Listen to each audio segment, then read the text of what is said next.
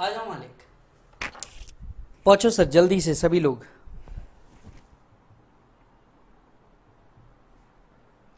सभी लोग कृपया वापस आए। जल्दी लोग जल्दी से वापस आ जाओ। और आ गए हो तो जल्दी से बता दो हाँ सर आ गए हैं।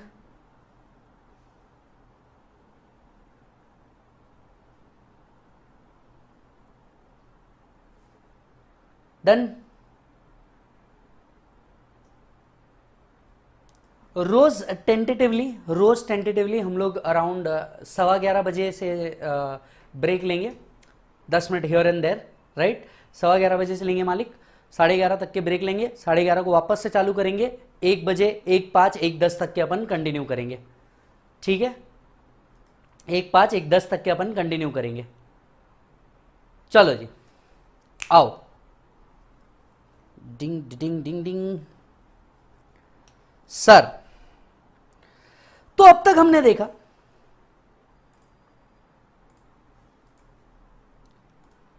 Yes welcome after the break. तो अब तक हमने देखा प्रभु कि इनकम टैक्स के स्कोप में हमें कहा तो यह जा रहा है कि हम इनकम टैक्स कर रहे हैं, लेकिन ऐसा नहीं है। हम इनकम टैक्स भी पढ़ रहे हैं, हम इनकम टैक्स रूल्स भी पढ़ रहे हैं, नोटिफिकेशन भी पढ़ रहे हैं, सर्कुलर भी पढ़ रहे हैं। तो अब तक स्कोप में इतना सब कुछ आया है। इधर आइए वापस इस पेज पे। हाउ लॉ वर्क्स, लॉ किस तरीके से वर्क करता है। 3 चीजें, एक लॉ मेकर लॉ बनाते हैं, लॉ इंप्लीमेंटर इसे इंप्लीमेंट करते हैं। सर क्या ये नोट्स में भी लिखा है आपके? जो नोट्स है उसके अंदर में भी सेम पद्धति में आपको लिखा हुआ है। पेज नंबर 1 पे देखेंगे आप। On the page number 1 it is absolutely written like that only. So ministry of finance in consultation with ministry of law and justice, right. सबसे पहले एक ग्रीन पेपर बनता है, व्हाइट पेपर बनता है, जिसे बाद में पिंक शीट में कन्वर्ट किया जाता है। सो यहां पर डिस्कशन एंड कंसल्टेशन होता है। गवर्नमेंट प्रपोज करती है न्यू लॉ को, फिर बिल बनाया जाता है, बोथ हाउसेज ऑफ पार्लियामेंट के सामने रखा जाता है, प्रेसिडेंट उसको अप्रूव दे देते हैं और वो काय में कन्वर्ट हो जाता है, एक्ट में कन्वर्ट हो जाता है। मतलब सेम चीज आपको नोट्स में भी लिखी हुई है। फिर लॉ इंप्लीमेंटर क्या करते हैं, parliament approves the law, then the power is dedicated to another body. कौन सी है ये body? CBDT, CBIC, who makes rule under this thing and in other words it can be said as subordinate legislation. Law maker वालों ने law बनाया, implementer ने law implement किया। जब इंप्लीमेंटर ने इंप्लीमेंट किया, तकलीफें आई तो नोटिफिकेशन निकाला, सर्कुलर निकाला। क्लियर है? अब बढ़ते हैं थोड़ा सा आगे। सर यहां आइए वापस। लॉ मेकर ने बनाया, इंप्लीमेंटर ने इंप्लीमेंट किया। अब लॉ मेकर्स एंड इंप्लीमेंटर्स ने लॉ बना के रख दिया, लेकिन क्या ऐसा हो सकता है कि मेरा ओपिनियन दूसरों से अलग हो? बिल्कुल हो सकता है। बिल्कुल हो सकता है कि मेरा ओपिनियन जो हो वो दूसरों से बिल्कुल अलग हो। सर कैसे अलग हो सकता है? इधर आइए मैं आपको बताता हूं। इसे कुछ अलग तरीके से पढ़ेंगे। सपोज सर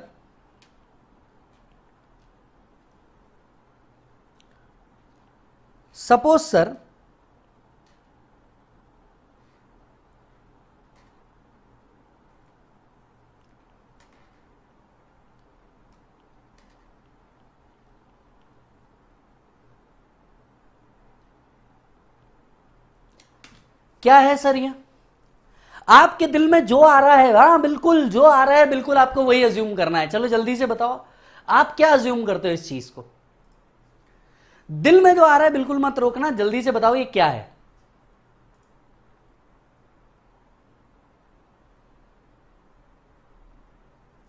एक बच्चे ने मुझसे सवाल पूछा है, जवाब देना जरूरी समझूंगा। सर असेसी और डिपार्टमेंट में क्या फर्क है? असेसी मतलब टैक्स पेयर, जैसे कि मैं।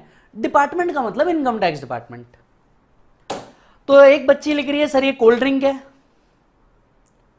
अच्छा, एक बच्चे ने लिखा सर जूस है, एक ने लिखा वाइन है, एक ने लिखा वोडका है, सर एक ने लिखा लेमनेड है, एक ने लिखा कोल्ड ड्रिंक है।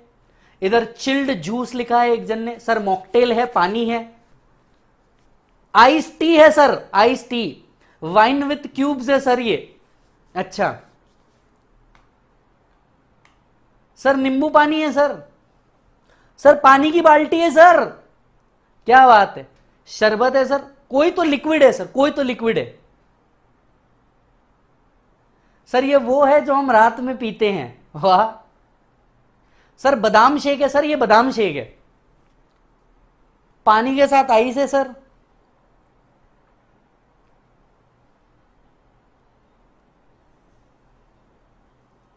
ग्लास के ऊपर लेमन है सर, वर्जिन मोइतो है सर। सर डस्टबिन है, डस्टबिन। अब मेरी बात समझना, अब मेरी बात समझना सर, हर एक ने अपने एक्सपीरियंस, नॉलेज और कंटेंट के हिसाब से इसे वैसा देखा जिसे उसे देखना था।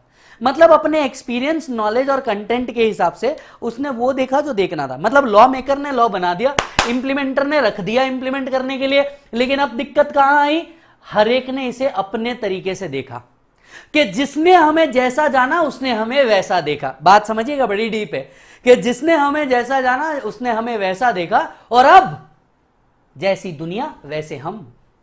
मतलब बात समझिए, हर एक ने अपने एक्सपीरियंस के हिसाब से अलग देखा। किसी ने इसे डस्टबिन समझा, किसी ने इसे पानी समझा, किसी ने इसे वाइन समझा, किसी ने इसे कॉकटेल समझा। हर एक ने इसे अलग देखा। मतलब एक बात तो आज फिक्स हो गई, हर एक का ओपिनियन अलग हो सकता है कानून के ऊपर। और जहां 135 करोड़ जनता है वहां तो कंफर्म ही हो सकता है, हर एक जन इसे अपने नजर से देखेगा। अब ऐसे केस के अंदर में इंटरप्रिटेशनल इश्यूज आते हैं। ऐसे केस के अंदर में इसे इंटरप्रिटेशनल इश्यूज आते हैं कि डिपार्टमेंट ने कुछ लॉ और बनाया और आपने इसे कुछ और समझा, और यहां पे होते हैं झगड़े। किसके बीच में झगड़े, डिपार्टमेंट और असेसी। असेसी मतलब कौन, टैक्स पेयर। डिपार्टमेंट मतलब कौन, इनकम टैक्स डिपार्टमेंट। अब यहां पे असेसी और इनकम टैक्स डिपार्टमेंट के बीच में झगड़े होंगे। और हां, जब झगड़े होते हैं तो आप क्या कहते हैं, I will see you in court. मैं तुझे कोर्ट में देख लूंगा, I will file a suit. आप देखते हो कि नहीं देखते हो प्रभु? तो आप जाते हो, आप कोर्ट में देखते हो, I will see you in court. तो यही होता है उसका मतलब, I will see you in court का मतलब यही होता है कि आप जाएंगे और वहां पे कोर्ट के अंदर में हम एक दूसरे को देख लेंगे। बस यही पॉइंट होता है कि हम एक दूसरे को देख लेंगे वाला पॉइंट। यहां आते हैं लॉ इंटरप्रेटर्स। जरा बात सुनिएगा, ध्यान से सुनिएगा इस बात को। यहां आते हैं इंटरप्रेटर्स। इंटरप्रेटर्स मतलब कौन होते हैं? इंटरप्रेटर्स का मतलब होता है कोर्ट या ट्राइब्यूनल्स। कोर्ट या ट्रिब्यूनल्स होते हैं जहां पे आप किसके सामने जाते हो, जज के सामने जाते हो या आर्बिट्रेटर के सामने जाते हो और अपनी समस्या बताते हो। आप बताते हो कि इनकम टैक्स डिपार्टमेंट ने मेरे साथ ये गलत किया, इनकम टैक्स डिपार्टमेंट बोलता है असेसी ने ये गलत किया, और ये झगड़े अब कोर्ट में चले जाते हैं। इसी के लिए क्या होता है बेटा, लॉ इंटरप्रेटर्स होता है। कौन होते हैं बेटा, लॉ इंटरप्रेटर्स होते हैं। इसे ट्रिब्यूनल कहा जाता है, जैसे ITAT, income tax appellate tribunal, ITAT और कोर्ट्स होते हैं। कोर्ट में मेजरली दो कोर्ट को याद कीजिए, हाई कोर्ट और सुप्रीम कोर्ट। हाई कोर्ट, कोई भी केस हाई कोर्ट में तब जाता है, बड़ी ध्यान से सुनिएगा इस बात को, कोई भी केस हाई कोर्ट में तब जाता है when it is a question of law.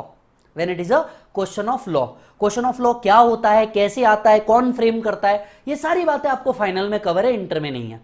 ठीक है, आपको सारी बातें फाइनल में जब आप आओगे, फाइनल में भी मेरे से मिलोगे। मैं इंटर और फाइनल दोनों लेवल पे पढ़ा रहा हूं।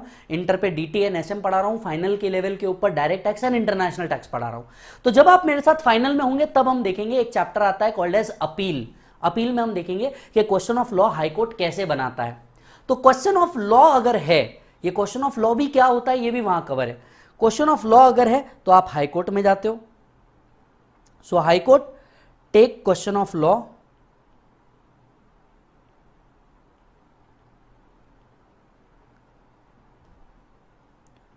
बराबर है। इसके बाजू में लिख दो CA finals. Question of law क्या होता है, कैसे बनता है, सब वहां कवर्ड है। And a case goes to Supreme Court if High Court certify it as fit for Supreme Court। कोई भी केस सुप्रीम कोर्ट में तब जाता है जब हाई कोर्ट से इसे एक सर्टिफिकेट मिल जाए। जब हाई कोर्ट से इसे एक सर्टिफिकेट मिल जाए कि हां ये एक फिट केस है, कहां के लिए, सुप्रीम कोर्ट के लिए, तो ही ये मैटर सुप्रीम कोर्ट में जाता, नहीं तो ये मैटर खत्म हो जाता। हालांकि इसके कुछ एक्सेप्शन भी है जो लॉ के अंदर में देके रखे, इसके कुछ एक्सेप्शन भी है प्रभु जो लॉ के अंदर में देके रखे। यस, अच्छा, अब आते हैं नेक्स्ट पॉइंट के ऊपर प्रभु, अब आते हैं नेक्स्ट पॉइंट के ऊपर। सुप्रीम कोर्ट कोई भी मैटर अगर डिसाइड कर लेता है तो क्या ये लॉ बन जाता है? Answer is yes. आपको भी पता है ऐसे कितने ही रीसेंट जजमेंट है जिसमें सुप्रीम कोर्ट ने अपने पावर को दिखाया है। कई सालों से चलते आ रहे राम मंदिर इशू, राम मंदिर ट्रस्ट, इसे क्लियर किया। अब इसके पहले कई सालों से झगड़ा चलते आ रहा था कि भैया वहां पे मंदिर था, मस्जिद था। खैर हम लोग पढ़े लिखे लोग हैं, हमारे हिसाब से जो भी था हम एक स्पिरिट को मानते हैं, ठीक है, जो भी था अपने धर्म के हिसाब से सब सही था। पर इस बात को सुप्रीम कोर्ट ने क्लियर कर दिया कि भैया ये राम मंदिर ट्रस्ट को जगह मिलनी चाहिए। इसके बाद ये विवाद अब हर बार के लिए खत्म हो गया, क्योंकि सुप्रीम कोर्ट का दिया गया डिसीजन एक कानून बन जाता है। कई सालों से चलता आ रहा third gender issue, male female LGBTQ community, बहुत सटीक डिसीजन दिया और बहुत लंबे समय को सोच करके दिया गया कि हां इंडिया में थर्ड जेंडर भी होने चाहिए, उन्हें भी उतने ही राइट्स मिलने चाहिए जितना कॉन्स्टिट्यूशन एक मेल या फीमेल को देता है। ये इशू ही खत्म हो गया, बराबर है, ये इशू ही खत्म हो गया। चाहे फिर वो 3 तलाक वाला बिल हो, यानी सुप्रीम कोर्ट जब भी कोई डिसीजन देता है ये लॉ बन जाता है, ठीक है। So decision by supreme court, decision by Supreme Court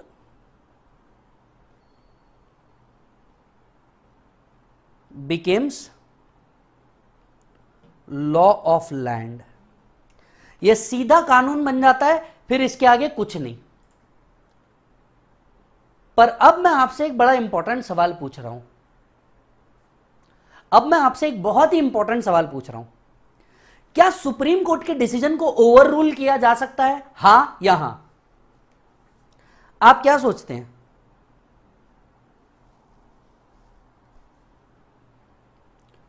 क्या सुप्रीम कोर्ट के डिसीजंस को ओवर रूल किया जा सकता है, हां या हां?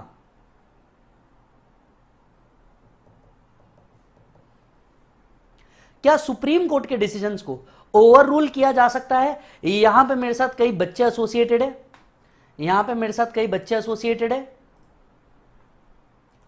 वो कह रहे हैं सर नहीं, नहीं किया जा सकता।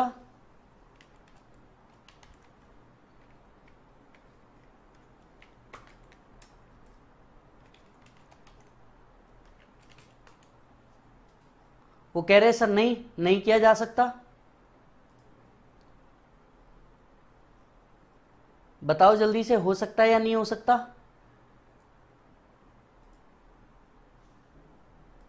हो सकता है या नहीं हो सकता?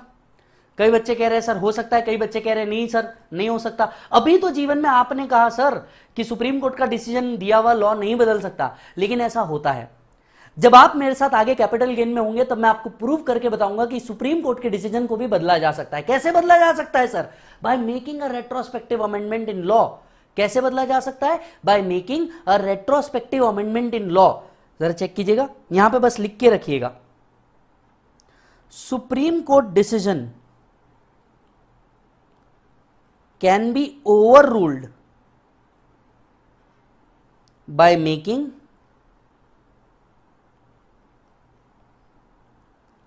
retrospective amendment in law।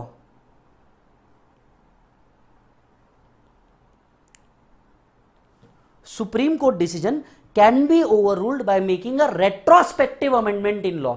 Law को रेट्रोस्पेक्टिवली अमेंड किया जा सकता है और इसे चेंज किया जा सकता है। इंडिया में ऐसे कई एग्जाम्पल है, LNT का ले लो, वोडाफोन का ले लो, और ऐसी कई अदर कंपनीज है जिनके ऑलरेडी एग्जाम्पल है कि रेट्रोस्पेक्टिव अमेंडमेंट इन लॉ लाके सुप्रीम कोर्ट के डिसीजन को ही बदल दिया जाता है।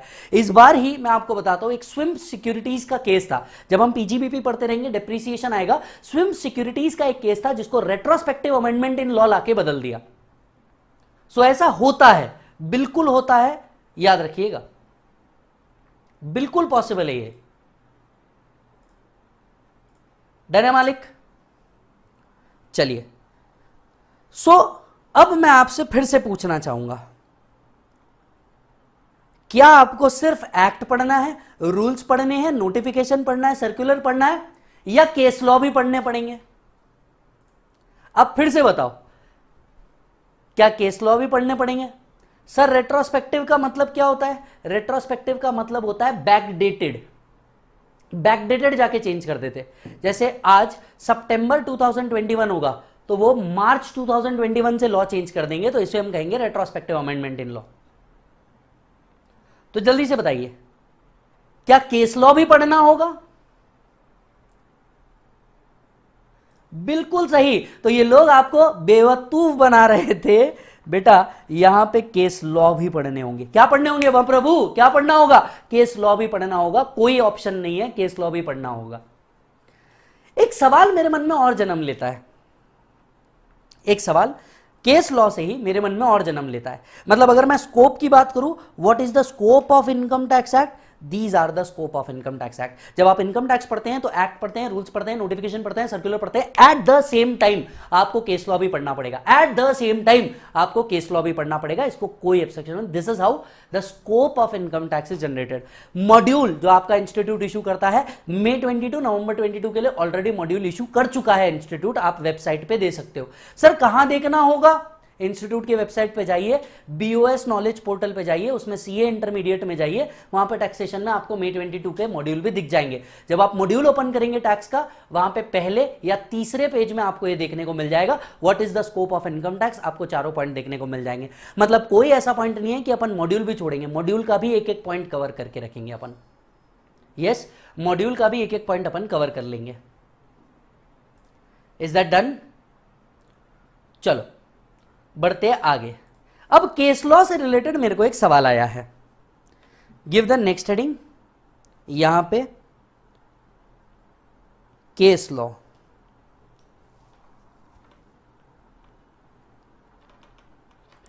चिन्नैया वर्सेस रामैया,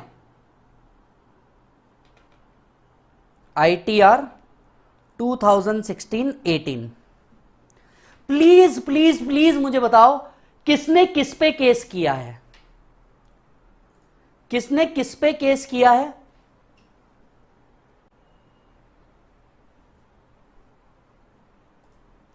किसने किस पे केस किया है? आप मुझे बताओ।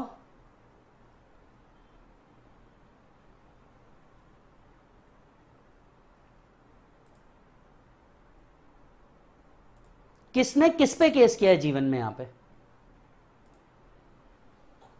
हाँ, चिन्नैया ने रमैया पे केस किया है। ये तो आपको बिल्कुल परफेक्ट पता है, आपने कंफर्म अप फाउंडेशन में लॉ पढ़ा हुआ है, इसमें आप कोई डाउट नहीं रहा। ये इसके आगे ये क्या लिखा है? इसके आगे ये क्या लिखा है? चलिए आज मैं आपको कुछ और अच्छी बातें बताता हूं जो आपको नहीं पता है, और आपको आएगा भाई साहब फुल मजा। जरा ध्यान से समझिएगा।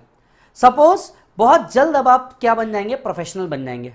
प्रोफेशनल बनने के बाद आप जब कोई इशू को सर्च करेंगे तो आपको इसके बारे में क्या दिखेगा? कोई केस लॉ दिखेगा। पर कहां ढूंढे ये केस लॉ? कहां लिखा होगा इस केस लॉ की सारी डिटेल? मैं बताऊंगा आपको। आपने कभी देखा है अगर आपके दोस्त, भाई, यार, रिश्तेदार कोई भी सीए होंगे तो उनके ऑफिस में बड़ी बड़ी बुक्स रखी हुई होती है, कभी लाल कलर की या काले कलर की कुछ ऐसी बुक्स रखी हुई होती है। क्या होती है वो आपको पता है? वो बुक्स होती है इनकम टैक्स की रूलिंग्स। मतलब इतने सालों तक के जो लैंडमार्क जजमेंट आया जिसने कानून को बदल के रख दिया, ऐसे लैंडमार्क जजमेंट्स जिसने कानून को बदल के रख दिया, ऐसे लैंडमार्क जजमेंट उन केसेस में लिखा होता है, बताया होता है क्या सिचुएशन थी, क्या इशू था, डिपार्टमेंट क्या कह रहा था, असेसी क्या कह रहा था, और फाइनली कंक्लूजन क्या आया। ये सारी बातें किसी कोर्ट में लिखी हुई होती है। अब सपोज आपके सामने जब कोई क्लाइंट आएगा, सपोज करना मालिक, आपके सामने जब कोई क्लाइंट आएगा और क्लाइंट का एक सिमिलर इशू है, इस सिमिलर इशू पे जब आप केस लॉ सर्च करोगे तो आपको कैसे पता चलेगा कौन सी बुक सर्च करनी है? इतनी सारी बुक्स में कौन सी बुक सर्च करनी है? तो इसका एक बड़ा आसान तरीका होता है। आसान तरीका होता है ITR। ITR का मतलब होता है बेटा इनकम टैक्स रूलिंग्स। ITR का मतलब क्या होता है? Income tax rulings. ईयर ये बताता है कि ये कौन से ईयर का केस था, और एक ईयर में बहुत सारे केस हो सकते हैं, तो ये बताता है केस नंबर। तो इसके आगे आप कभी भी ऐसा देखें, छोटा सा एग्जांपल रख रहा हूं आपके सामने, छोटा सा एग्जांपल रख रहा हूं आप सभी के सामने। ये देखिए, ये वन ऑफ द बुक है, ये केस लॉ की वन ऑफ द बुक है। हम सीए फाइनल में पढ़ाते हैं तो हमारे को ये पढ़ाना ही पड़ता है। तो ये केस लॉ की नई पूरी की पूरी बुक है। अब इसके अंदर में कैसे ढूंढने कोई पर्टिकुलर केस लॉ कहाँ है? तो सामने इंडेक्स में हमको नाम मिलता है और उसके बाद में ईयर वाइज डिटेल्स दी हुई होती है। तो हम ईयर वाइज बुक उठाते हैं, इसमें 18 नंबर का केस देखते हैं और उस केस पे हमको नाम मिल जाता है। सर इतना छोटा, इतना ही छोटा होता है, और ऐसी 24 वॉल्यूम है, एक नहीं 24 वॉल्यूम से मालिक, 24। सर क्या आप हमें डरा रहे हो? सर क्या आप हमें डरा रहे हो? डरा नहीं रहा हूं, बता रहा हूं इनकम टैक्स इतना ही छोटा है। डरा नहीं रहा हूं, ईमानदारी से बता रहा हूं इनकम टैक्स इतना ही छोटा है, बराबर है। और ये सिर्फ केस लॉ की बुक है, एक्ट नहीं है, ये सिर्फ केस लॉ की बुक है। ऐसी 24 वॉल्यूम होती है। ये समझ में आया? चिन्नैया ने रमैया पे केस किया है, ITR 2016-18। तो तो ये क्या होता है, ये इनकम टैक्स रूलिंग्स बुक्स आती है, तो उस बुक में 2016 का ईयर वाला बुक उठाना है, बाहर बुक के बाहर लिखा होता है कौन से ईयर के केसेस है, और उसमें 18 नंबर वाला केस उठा लेना, तुमको तुम्हारा केस मिल जाएगा। That's how we search the case, that's how we search the case. Yes सुमालिक, इधर आ जाओ। हाउ लॉ वर्क्स, अब कैसे पूरा लॉ वर्क करता है आपके सामने है। How law works, law maker law बनाता है, इंप्लीमेंटर इसे इंप्लीमेंट करता है। इंप्लीमेंटेशन में जब उसे दिक्कतें आती है तो वो रूल्स बनाता है, नोटिफिकेशन लाता है, सर्कुलर लाता है। जब डिपार्टमेंट और एसएससी का झगड़ा हो जाता है, अब बीच में आ जाते हैं लॉ इंटरप्रेटर। अब मैं आपको सबसे इंपॉर्टेंट बात बताने जाऊंगा कि इस पूरी प्रोसेस का आगे आपको समझ में आएगा कि अमेंडमेंट रोल क्या प्ले करता है, अमेंडमेंट रोल क्या प्ले करता है। इसी प्रोसेस से आपको पूरा का पूरा समझ में आएगा। वापस आते हैं ऊपर। सर अब तक हमने क्या पढ़ा, सिर्फ एक वर्ड, एक्ट। सर क्या, हाँ अब तक हमने एक ही वर्ड पढ़ा ना। सबसे पहले तो हिस्ट्री पढ़ी, हिस्ट्री के बाद हम एक ही वर्ड को तोड़े जा रहे हैं। एक्ट क्या होता है, सेक्शन क्या होता है, फिर सेक्शन के अंदर में आपको प्रोविजो मिलता है, एक्सप्लेनेशन मिलता, फिर एक्ट और रूल्स में फर्क क्या है, फिर एक्ट के साथ साथ और क्या पढ़ना पड़ता है। तो हमें यह पता चला कि अब तक इतनी चीजें पढ़नी पड़ती है एक्ट के साथ ही, मतलब सिर्फ एक्ट नहीं पढ़ना। तो अब तक हम 4 वर्ड इनकम टैक्स एक्ट 1961 में सिर्फ एक ही वर्ड को तोड़ताड़ कर रहे हैं, वो है एक्ट, और कोई वर्ड नहीं पढ़ाया मैंने आपको। अच्छा सर, और 2 चीजें हैं जो एक्ट में होता है, शेड्यूल, अनेक्स्चर। अब ये मैं आपको क्यों समझा रहा हूं, मैं इसके बारे में बता दूं। ये मैं आपको क्यों समझा रहा हूं, मैं इसके बारे में बता दूं कि ये क्या होता है, शेड्यूल क्या होता है और एनेक्स्चर क्या होता है। इस बारे में भी कंप्लीट इंफॉर्मेशन आप लोगों को दे दूं। एक्ट के पीछे 2 चीजें होती है, मतलब अगर आप सीक्वेंस देखें तो जब भी आप कोई बुक उठाएंगे, जब आप एक्ट उठाओगे, बेर एक्ट उठाओगे, इनकम टैक्स एक्ट उठाओगे, तो सबसे पहले तो आपको पूरे 298 सेक्शंस मिलेंगे। सेक्शंस के बाद में आपको शेड्यूल मिलेगा, और शेड्यूल के बाजू में अनेक्स्चर मिलेगा। अब मैं ये आपको बता क्यों रहा हूं, मैं आपको बता क्यों रहा हूं। देखो क्या हुआ, 21st के अंदर में अपन सीए हो गया, मतलब मेरी एज के 21 के अंदर में मैं सीए हो गया, बिल्कुल 3 महीने बाद मैं सीएस भी हो गया। तो अपन बिल्कुल 9th क्लाउड के ऊपर कि भाई तेरे अपनीज भगवान है वाले एटीट्यूड में आ गए अपन। हर सीए प्रोफेशनल का सपना होता है, सीए सीए सीएमए वालों का सपना होता है कि वो बिग 4 में जाए। तो वन ऑफ द बिग 4 में मैं भी चले गया इंटरव्यू देने के लिए, ये सोचते हुए कि अपन 23 के अंदर में तो कंप्लीटेड है, तो अपन जाएंगे इंटरव्यू देंगे। इंटरव्यू देने के लिए बैठा, इंटरव्यू देने के लिए बैठा, जो पर्सन था, आई एम ऑब्वियसली कि ये एचआर होगा, उन्होंने मेरे सामने एक्ट रख दिया, and they said to me, act में सेक्शन 56 ढूंढ के निकालो, रैंडम सेक्शन ये ढूंढ के निकालो। एंड लिटरली मेरी फट गई। मैंने बोला क्या एक्ट, मतलब कभी टीचर ने बताया नहीं एक्ट कहाँ होता है, क्या होता है, कुछ मालूम ही नहीं अपने को, सेक्शन किधर ढूंढने का, कैसे ढूंढने का, ये मालूम ही नहीं अपने को। वो हो गया, मैं बता नहीं पाया। मैंने बोला सर, अच्छा मैं बेवकूफ लड़का, मैं उठा करके इंडेक्स देख रहा हूं, मुझे पता ही नहीं कि एक्ट चैप्टर वाइज डिवाइड होता है और बाद में सेक्शन का पूरे की पूरी वो चीजें आती है। उस टाइम तक के ये नहीं था। आज के अगर एक्ट उठा के देखोगे तो आपको सेक्शन वाइज और पेज नंबर भी दिख जाता है, उस टाइम पे उस बुक में नहीं था। मैं बेचारा ढूंढ रहा हूं, मेरे को समझ ही नहीं आ रहा कहां होता है। उन्होंने बोला चलो ठीक है, एक काम करो, शेड्यूल 3 ढूंढ के निकालो। काहे का शेड्यूल 3 किधर मिलता है? मैंने बोला सर कौन सी बुक है, ये मुझे पता ही नहीं कि एक्ट के पीछे ही शेड्यूल होता है, क्योंकि तब तक के, ईमानदारी से बोलता हूं, हमारे को कभी क्लास के अंदर में बताया नहीं गया। हमारा तब यह एग्जाम ओरिएंटेड अप्रोच था, हमारे को क्लास के अंदर में ये नहीं बताया गया कि शेड्यूल नाम की भी कोई चीज होती है। फिर बोला एनेक्स्चर ढूंढ के निकालो। अब यार अपने को पता ही नहीं। उस दिन जो भाई साहब कॉन्फिडेंस टूटा है ना मेरा जीवन में, हा, उस दिन मेरे को समझ में आ गया कि इतने से काम नहीं चलेगा, अपने लेवल को और बढ़ाना पड़ेगा, इतने से काम नहीं चलेगा। तब जाके अपन ने पहली बार देखा कि नहीं यार, इसको तो पढ़ना पड़ेगा और तब्यत से पढ़ना पड़ेगा। आइए मैं आपको समझाता हूं कि जो मेरे साथ हुआ मेरे भाई बहनों के साथ वो ना हो। इधर सुन, शेड्यूल क्या होता है? एक्ट के पीछे शेड्यूल लगाया जाता है। कोई भी चीज, अब जैसे किसी चीज का फॉर्मेट देना है या कोई चीज तुम्हें एक्सप्लेन करनी है, तो वो सारी चीजें शेड्यूल में होती है। वो कहते हैं ना अपन, कंपनीज एक्ट के शेड्यूल 3 के पीछे आपको फॉर्मेट बना के दिया हुआ है, बैलेंस शीट और पीएनएल कैसे होना चाहिए। तो शेड्यूल ने क्या दिया? फॉर्मेट दिया। या कोई एक्ट में सामने किसी ने लिखा होगा let's say specified bank, right. अब ये स्पेसिफाइड बैंक में कौन कौन सी बैंक आएगी, ये सब आपको शेड्यूल का पार्ट बन जाएगा। ये सब आपको क्या आ जाएगा, शेड्यूल का पार्ट बन जाएगा। So schedule is attached to act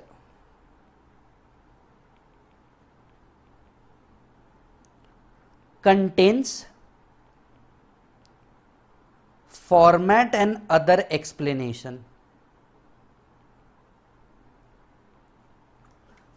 format और अदर एक्सप्लेनेशन सब आपको शेड्यूल में मिल जाएंगे।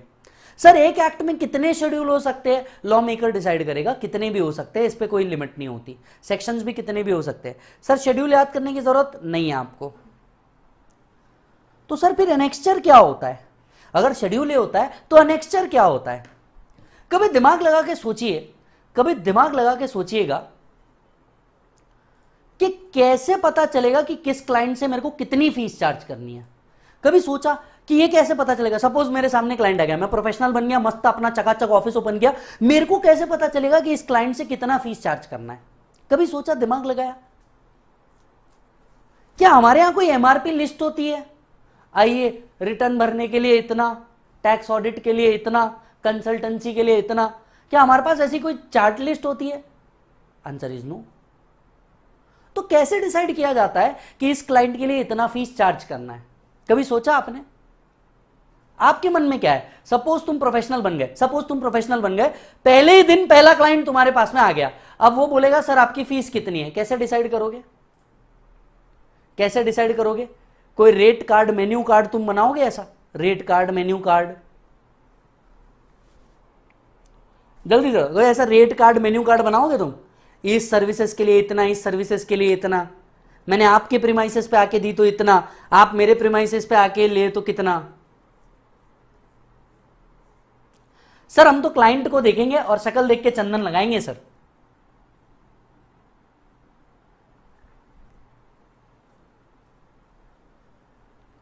सर उसकी कैपेसिटी के हिसाब से लगा देंगे सर, वर्क कितना है उसके हिसाब से लगाएंगे सर हम तो। अनेक्स्चर पे मिल जाएगा सर। सर क्लाइंट से ब्लैंक चेक साइन करवाएंगे, बोलेंगे ये देखो ये यश मेरा भाई लिख रहा है, क्लाइंट से सर ब्लैंक चेक साइन कराएंगे, बोलेंगे लिख इधर साइन कर, हम हमारे हिसाब से फीस डालेंगे। क्लाइंट को देखो और सर कर दो अपने हिसाब से कोई भी फीस चार्ज। हाँ, तो अब सुनिए इसका सही तरीका, अब सुनिए इसका सही तरीका क्या होता है। सर इसका सही तरीका यह होता है कि आप सबसे पहले एनेक्स्चर में जाते हो। ध्यान से सुनना, जब क्लाइंट आता है तो कोई भी फीस कैसे चार्ज की जाती है, इसके लिए बड़ा सिंपल सा मैकेनिज्म है। यहां पे होता है table of fees, contains table of fees and other explanations. Table of fees, कोई भी सर्विस को करने के लिए डिपार्टमेंट एक फीस चार्ज करता है। छोटा सा एग्जांपल, जैसे अगर आपको पैन कार्ड निकालना है तो 96 रुपीज लगते हैं, जो फीस हमें इनकम टैक्स को देनी होती है। तो हम क्या करते हैं आपको पता है? हम बोलते हैं 96 तो वो रुपीज है जो मेरे को इनकम टैक्स डिपार्टमेंट को देना है एक पैन कार्ड निकालने के लिए, लेकिन मैं ये पैन कार्ड का फॉर्म भर रहा हूं, क्लाइंट के बिहाफ पे सारा काम कर रहा हूं, उसको पैन कार्ड मिल जाए, इसकी सर्विसेज तो मैं दे रहा हूं, तो मैं मेरे सर्विसेज का 500 रुपीज एक्स्ट्रा जोड़ लेता हूं। अब ये जो सर्विस फीस है ये आप डिसाइड करते हो, लेकिन गवर्नमेंट की भी फीस इसमें, आपने बोला मैं 100 रुपए में पैन कार्ड निकाल के दूंगा, तो इसमें से 96 तो किसको जा रहे हैं? डिपार्टमेंट को जा रहे हैं, तो आपके लिए क्या बचा? 4 रुपए। बात समझ रहे हो मालिक? तो आप कैसे डिसाइड करते हो मेरे को कितनी फीस चार्ज करनी है? सबसे पहले ये देखते हो मेरे को गवर्नमेंट को कितना देना है, इसके बाद आप अपनी फीस चार्ज करते हो। That's how you charge total fees to the client. समझ में आ रही है बात? ये तरीका होता है। अब ये कहां से पता चलेगा? टेबल ऑफ फीस में जाओ, किस चीज के लिए कितना फीस गवर्नमेंट को देना है ये पता करो, इसमें अपना प्राइस ये अपन डिसाइड करते हैं मार्केट के हिसाब से और फिर अपन चार्ज करते हैं। That's how table of fees works. Other explanations क्या होते हैं? अदर एक्सप्लेनेशंस का मतलब, सपोज कहीं पे एक्ट के अंदर में वहां पे शॉर्ट फॉर्म्स लिखे होंगे, लेट्स से एसबीआई, तो एसबीआई का मीनिंग क्या होगा? जनरल केस में आपको पता है एसबीआई मतलब स्टेट बैंक ऑफ इंडिया, लेकिन फिर भी एक्ट इसको क्लैरिफाई करके देता कि कोई और कुछ और अज्यूम ना करे। तो ऐसे शॉर्टकट्स कहीं वर्ब यूज हुए होंगे, कोई शॉर्ट वर्ब्स यूज होंगे, सारी चीजें आपको कहां मिल जाएगी? एनेक्स्चर में मिल जाएगी। तो जब भी कोई एक्ट उठाता है, एवरीबॉडी जब भी कोई एक्ट उठाता है, क्या एक्ट में सिर्फ सेक्शन मिलते हैं? ना मुन्ना ना, एक्ट, एक्ट के पीछे शेड्यूल, शेड्यूल के पीछे एनेक्स्चर। ऐसी तीनों चीजों का वॉल्यूम होता है वो, ऐसी तीनों चीजों का वॉल्यूम होता है। यस तो एनेक्स्चर सिचुएशंस एंड अदर चीजों के हिसाब से बदल जाता है, ये हर बार अमेंड हो सकता है, तो ये अपने हिसाब से चेंज होता है। अब अपने दोस्त को जाना, उसको ये सारे सवाल पूछना, शेड्यूल क्या होता है, एनेक्स्चर क्या होता है, नहीं बता पाएगा, तुम उसको बताना, उसके आंख में आंसू आ जाएंगे, बोलेंगे भाई full respect, schedule and annexure. So schedule and annexure आपको पढ़ने की जरूरत नहीं है। हालांकि जब आप ये कहते हो स्कोप ऑफ एक्ट में कि भैया एक्ट पढ़ना है, तो schedule and annexure automatically include हो जाते हैं, आपको वापस से यहां पे अलग से लिखने की जरूरत नहीं, स्कोप में ये ऑटोमेटिक कवर हो जाता है, क्योंकि ये एक्ट का ही पार्ट होते हैं दोनों भी। ये किसके पार्ट होते हैं? एक्ट का ही पार्ट होता है। समझ में आया प्रभु? डन। सर मैंने तो पैन कार्ड के लिए 200 रुपए दे दिए सर, अब समझ में आ गया? 96 गवर्नमेंट को गए, बचे हुए पूरे उसको गए जिसको आपने 200 रुपए दिए। डन डन प्रभु, आगे बढ़ते हैं। एक्ट समझ में आया? हम अब तक एक ही वर्ड पढ़ रहे हैं, इनकम टैक्स एक्ट 1961। हम सिर्फ एक ही वर्ड पढ़े जा रहे हैं, एक्ट। हम सिर्फ एक ही वर्ड पढ़े जा रहे हैं, एक्ट। चलिए आ जाओ मेरे बच्चे, वापस से पेज नंबर 1 पे लॉ इंटरप्रेटर पे आइए, जहां से हमने शुरुआत करी।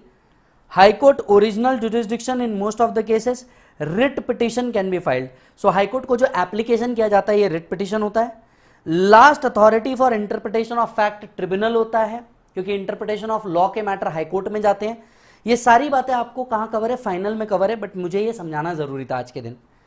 Can accept the case when high court grant certificate of fitness and filing a special leave petition.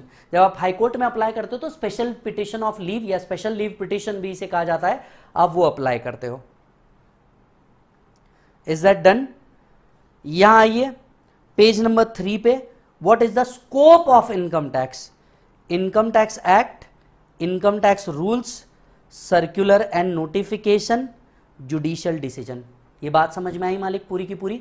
ये है scope of income tax. Theory question में बन सकता है, राइट? इनकम टैक्स क्या कवर करता है? टैक्सेबल इनकम निकालता है, टैक्स लायबिलिटी निकालता है, असेसमेंट के प्रोसीजर बताता है, अपील पेनल्टी प्रोसिक्यूशन बताता है। ये इंप्लीमेंट करता है एक्ट को, सीबीडीटी इसके लिए रूल्स बनाती है। सीबीडीटी क्लैरिफिकेशंस निकालती है, सर्कुलर्स निकालती है, जो बाइंडिंग होते हैं इनकम टैक्स डिपार्टमेंट को, पर असेसी पे बाइंडिंग नहीं होते, क्योंकि ये डिपार्टमेंट की क्लैरिटी के लिए होता है। All notification and circular 6 months before exam are relevant. High Court and Supreme Court decision provides the question of law. Decision of Supreme Court became law of land. वो सारी बातें जो हमने करी नोट से आके हमने कंप्लीट कर ली।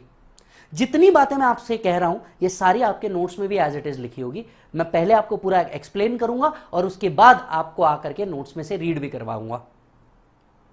इज दैट डन मालिक? अच्छा, वापस से इधर आइए, वापस से इधर आइए। How law works? Law maker ने लॉ बनाया, लॉ इंप्लीमेंटर ने लॉ इंप्लीमेंट किया, इंटरप्रेटर ने इंटरप्रीट किया। अब जरा सोचिए, जब कानून को इंप्लीमेंट करते रहेंगे तब कोई डिफिकल्टी आ सकती है? बिल्कुल आ सकती है। जब कोई चीज, अब वो होता है ना, हम भी स्टडी शेड्यूल बनाते हैं, जैसे आज से इंटर की क्लासेस चालू हो रही है तो तुम भी बहुत शेड्यूल बनाओगे। मैं सुबह 6 बजे उठेगा, इसके बाद ये क्लास करेगा, इसके बाद वो क्लास करेगा, फिर इतने से इतने बजे तक के ये करेगा, उतने से उतने बजे तक वो करेगा, सब बनाओगे तुम लोग भी। बनाया तो तुमने फाउंडेशन में भी था ना, क्या हुआ? हाँ बस बिल्कुल, एग्जैक्टली समझ में आई बात? तो बनाया तो जाता है, लेकिन जब इंप्लीमेंट करने जाते हो तो डिफिकल्टी आती है। इस डिफिकल्टी को क्या रिमूव करने का पावर है? अगर कोई रूल बनाया, रूल को चेंज करने का पावर है? हाँ पावर है। इधर आइए, लॉ इंप्लीमेंटर में नीचे आइए, एरो कीजिए, यहां लिखिए सेक्शन 298। पूरी दुनिया इनकम टैक्स को सेक्शन 1 से पढ़ाती होगी, मैं इनकम टैक्स चालू ही 298 से करता हूं। पूरी दुनिया शायद सेक्शन 1 से पढ़ाती होगी, मैं चालू ही 298 से करता हूं। 298 मतलब आखिरी सेक्शन इनकम टैक्स का? यस, आखिरी सेक्शन से शुरुआत होती है कि जब लॉ मेकर लॉ बनाता है तो इसे इंप्लीमेंट करने में डिफिकल्टी आती है। इस डिफिकल्टी को रिमूव कौन करेगा? सेंटर करेगा या खुद सीबीडीटी कर लेगा? सीबीडीटी कर लेगा। The board CBDT has power to remove difficulty in implementation of law. और बेटा इसके आगे भी पूरे बैच में मैं आपको एक बात बता दूं, हम कोई नंबर के हिसाब से नहीं जाएंगे, ये 1 2 3 4, जहां जिस चीज की जरूरत होगी उस चीज को वहां पढ़ाऊंगा, कोई नंबर के हिसाब से नहीं। लेकिन जब चीजें एंड तक जाएगी तुम्हारे को लगेगा मां कसम मजा आ गया। डन है sir?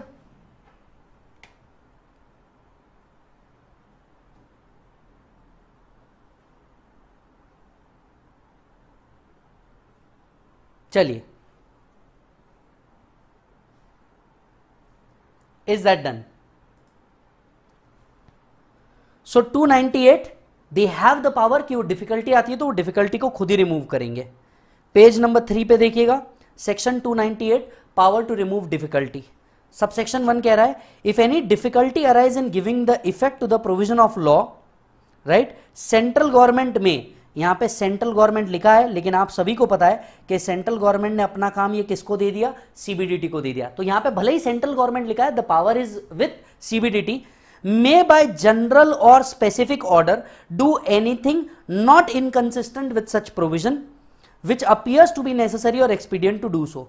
Central government shall remove the difficulty if any and such order shall be placed before both houses of parliament.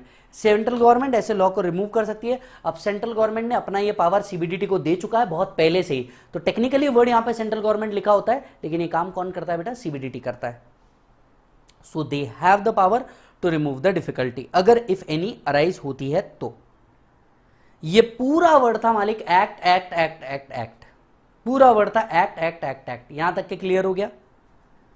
चलिए अब मैं दूसरे वर्ड पे जा रहा हूं, इनकम टैक्स एक्ट 1961।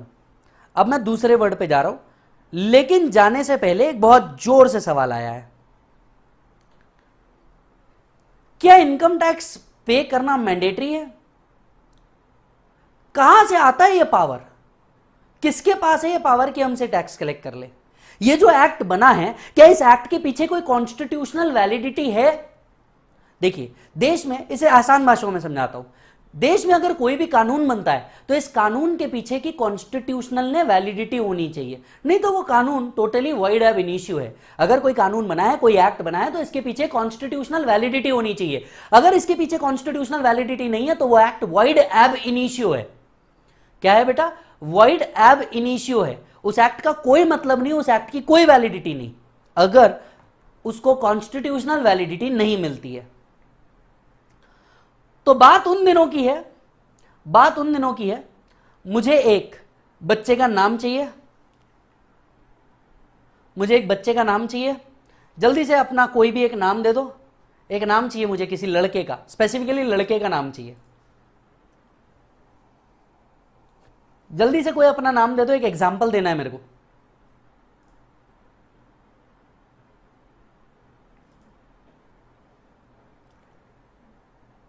चलिए, तो बात है यश की। एक रैंडम नाम मेरे सामने आ गया, यश। तो बात है यश की। यश एक दिन अपने घर पे सो रहा था। जरा मजे से पढ़िए, इनकम टैक्स बड़े मजे से पढ़ने वाली चीज है और इसीलिए मैं कहता हूं रोमांसिंग द टैक्सेशन। पढ़ाने के कई तरीके होते हैं, मेरा अपना अलग है, तो जरा मजे से समझिए इस प्रोविजन को। तो एक दिन यश अपने घर में सो रहा था। अगली बार अगर आपको आपका नाम देना हो तो कमेंट जल्दी कीजिएगा। तो यश अपने घर में सो रहा था, इतने में घर की बेल बजती है, टिंग डोंग। यश तुरंत उठता है, कपड़े पहनता है, उसने कपड़े पहने हुए थे, वो और कपड़े पहनता है, बाहर आता है, गेट खोलता है। हाँ भाई, क्या बताइए? उसके घर के बाहर 25-30 लोग, रिसेंटली जैसे सोनू सूद साहब के घर के बाहर होंगे, पता है ना आपको, सोनू सूद सर के घर के बाहर रेड हुई होगी, तो क्या माहौल रहा होगा आप बस इसे समझिएगा। हालांकि अभी हम यश के लिए बात कर रहे हैं। तो जैसे ही उसने गेट ओपन किया, इनकम टैक्स डिपार्टमेंट, बाजू हटिया, आपके घर पे रेड पड़ी है। इनकम टैक्स डिपार्टमेंट, बाजू हटिया, आपके घर पे रेड पड़ी है। तो जैसे ही इनकम टैक्स डिपार्टमेंट यश के कमरे, यश के घर के अंदर में गए, क्या देखते हैं साहब?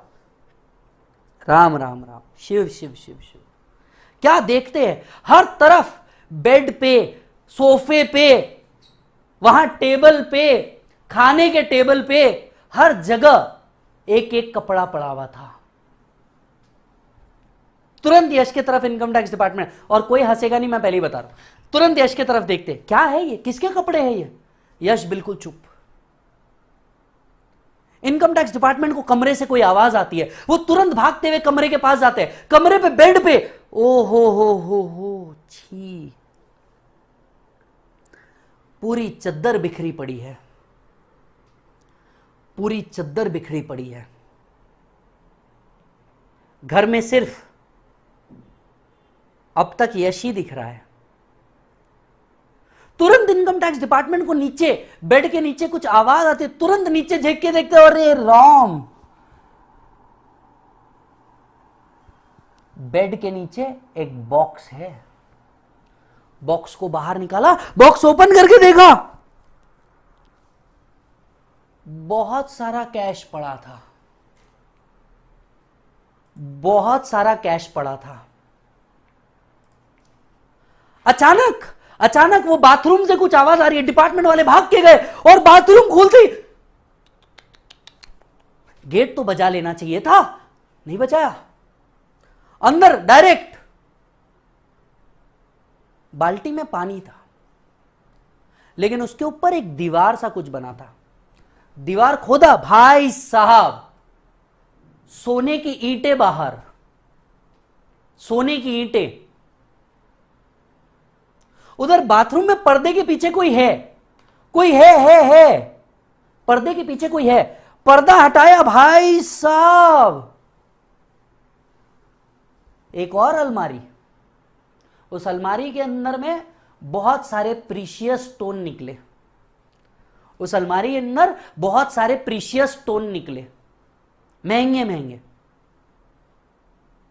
डिपार्टमेंट बाहर आया। जो रूम है ना, रूम के पर्दे के नीचे एक चप्पल है। यश की तो वो चप्पल नहीं दिख रही थी, वो चप्पल किसी और की थी, वो यश की तो नहीं थी। पर्दा हटाया, ओ भाई साहब, यहां पे भी एक सीक्रेट दरवाजा ओपन किया। भाई साहब, पेपर पढ़े, पेपर को निकाल करके देखा, ये तो अलग अलग प्रॉपर्टी के पेपर है, ये तो अलग अलग प्रॉपर्टी के पेपर है। बाहर किया गया तुरंत, अरे नहीं, इधर नहीं, तुरंत बाहर गए, बाहर जा करके देखा, हाँ फ्रिज। जब फ्रिज को ओपन किया, कैसे कोई इतनी ठंडी में रह सकता है, एंड दैट टू ऐसे। हाँ, एक नायाब आर्ट पीस था साहब, नायाब आर्ट पीस था, फ्रिज के अंदर छुपा के रखा था। नायाब आर्ट पीस था जो फ्रिज के अंदर छुपा के रखा था। आर्ट पीस को बाहर लेके आए, पता लगा कि ऊपर भी घर है। तुरंत भागते भागते सीढ़ियों से ऊपर गए। ओहो, तो ये है वो कमरा, ओपन किया।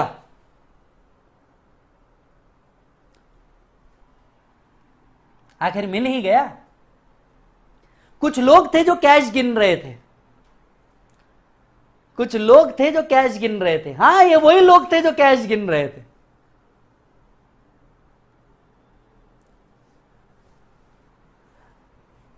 भाई साहब, इतना सारा कैश सब निकाल के लाए।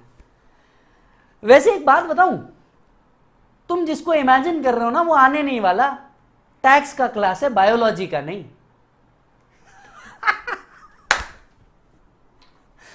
तुम जिसे इमेजिन कर रहे हो ना साहब, वो आने नहीं वाला। टैक्स का क्लास है, बायोलॉजी का नहीं। और यस, एक संस्कारी बच्चा है, समझ में आ रही है बात। उसके कैरेक्टर को किसी ने उछालने की कोशिश की, मैं बहुत मारूंगा। यश एक संस्कारी बच्चा है, तो उसके घर पे हो सकता है कुछ हो, समझ में आ रही है बात? तो ये बिल्कुल, और घर पे बेटा कोई स्पीकर लगा के देखेगा नहीं, चुपचाप लैपटॉप या अपने मोबाइल में देखना, घर पे टीवी पे मेरे लेक्चर को लगा के देखना मत, बहुत पछताओगे, पहली बता रहा हूं। तो भाई साहब समझ रहे हो बात को? इतना सब कुछ मिल गया, तब पता चला कि एक बेसमेंट भी है यहां जहां सारे कांड होते हैं। हाँ रुको रुको रुको, अरे खत्म नहीं हुआ है, रुको। बेसमेंट में गए, जब बेसमेंट में गए तो भैया गन्स आर्म्स एमिनिशंस रखे हुए थे, गन्स आर्म एमिनिशंस रखे हुए थे, और इसकी देखभाल करने के लिए एक खूबसूरत कैमरा लगाया था। तुमको क्या लगा टोक्यो आएगी, बर्लिन आएगी? हैं? टोक्यो आएगी, बर्लिन आएगी? नहीं। स्टॉकहोम्स आएगी? नहीं। एक कैमरा था जिसको प्रोफेसर देख रहा था, तुरंत यहां से भी कई चीजें निकाली। So to all the fans, season 5, to all the fans season 5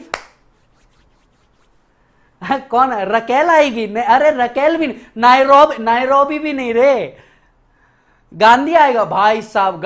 तुमने गांधिया को देखा क्या? मेरे को गांधिया को देख करके ना अक्षय कुमार की याद आई, मतलब लेजिट मेरे को अक्षय कुमार की याद आई। और बेटा जिसने अभी तक के नहीं देखा है ना ये सीजन, या जिसको पता नहीं हम किस बारे में बात कर रहे हैं, फुल रिस्पेक्ट, कोई बात नहीं बेटा, तुम पोगो देखो, संस्कार टीवी, पोगो, आस्था, सब तुम्हारे लिए ही है, कोई टेंशन वाली बात नहीं है, सब तुम्हारे लिए बने, सब तुम्हारे लिए बने। और जिसने ये सब नहीं देखा है ना बेटा, पोगो, आस्था, और कोई चैनल है क्या ये बताओ, और कोई चैनल है क्या ये भी बता दो। तो साहब यहां पे आए मजे। अब यहां पे अब अपना यश भाई जाग गया, सब इतना सब हो गया, इतने में यश भाई, यश इनकम टैक्स डिपार्टमेंट को, ओ साहब, ओ भैया, ओ आंटी, इधर इधर, ओ दादा दादा, इधर इधर, तुम भी इधर इधर इधर, क्या सोच के आए हो भाई साहब? किधर घुसे जा रहे हो? क्या इधर जा रहे हो, नीचे जा रहे हो, बाथरूम में घुस गए? मेरी कोई प्राइवेसी है या नहीं है? क्या करूं मैं, मर जाऊं? मेरे को फीलिंग नहीं है। सर ये इनकम टैक्स की रेड है, और आपने अगर बीच में पढ़ने की कोशिश की तो आप जेल जाएंगे। तेरे को पता भी है मैं कौन हूं?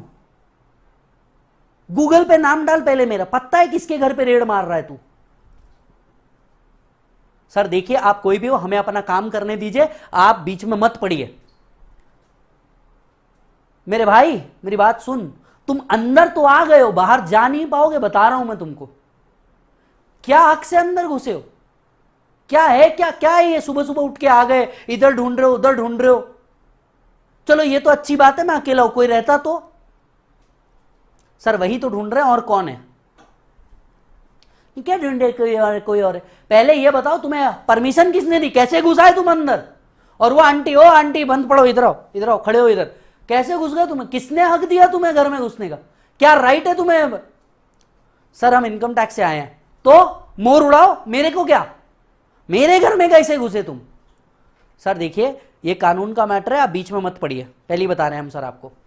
नहीं, पहले आप नहीं, पहले मैं आपको बता रहा हूं, आप अंदर कैसे घुसे? देश का कानून मुझे फ्रीडम की बात करता है, देश का कॉन्स्टिट्यूशन मुझे प्राइवेसी देता है, राइट टू फ्रीडम देता है। क्या हक था तुम्हें मेरे घर में यूं ही घुस जाने का? तुम्हारे पास राइट है इनकम टैक्स कलेक्ट करने का? है तुम्हारे पास पावर इनकम टैक्स कलेक्ट करने का? सर हमारे पास सारे पावर है, हमारे पास सारे पावर है सर, आप हमें मत बताइए। अच्छा तो जरा हमें भी बताइए क्या पावर है आपके पास? क्या हक था तुम्हें यूं ही मेरे घर में घुसाने का? वो तो अच्छा हुआ मैं कुछ कर नहीं रहा, कुछ करता तो मैं कितना डिस्टर्ब हो जाता लाइफ में। सर कुछ मतलब कुछ भी हो सकता है, ज्ञान मत दो, ये बताओ कहां से आया है?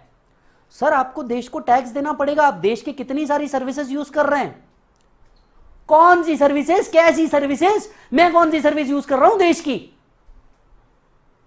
सर इतने सालों से, बचपन से आप रोड पे गाड़ी चला रहे थे, कभी किसी ने आपसे कहा भाई और बहनों आपने भारत देश पे गाड़ी चलाई है, आपको कर देना होगा?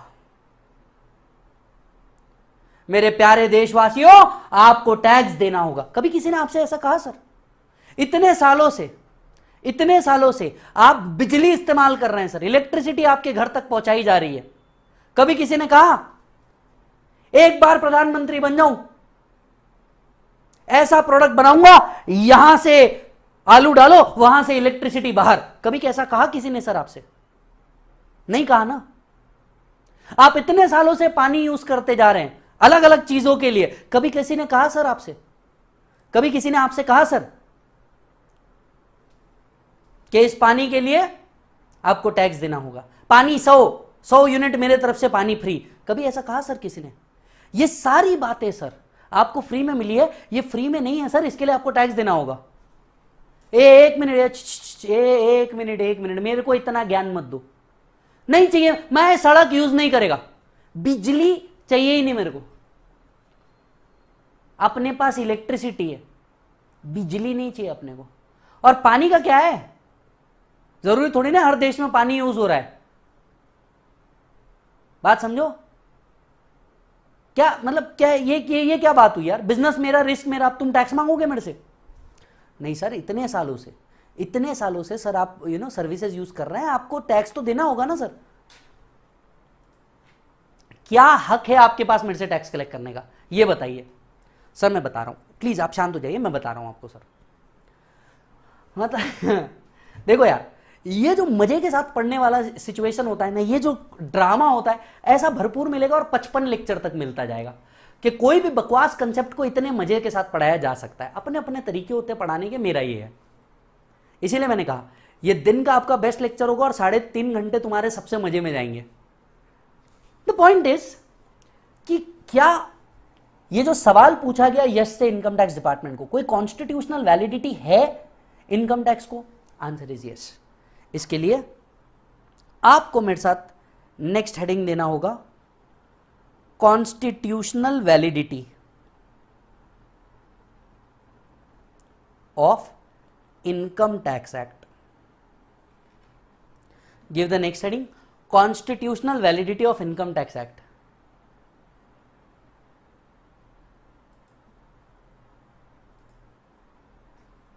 Done. Now what is constitutional validity of income tax act? इसके लिए आपको सबसे पहले समझना होगा article number 265। No taxes can be collected except by authority of law. No taxes can be collected except by authority of law. Word को और तोड़ना पड़ेगा और डीप में जाना पड़ेगा। No taxes can be collected except by authority of law.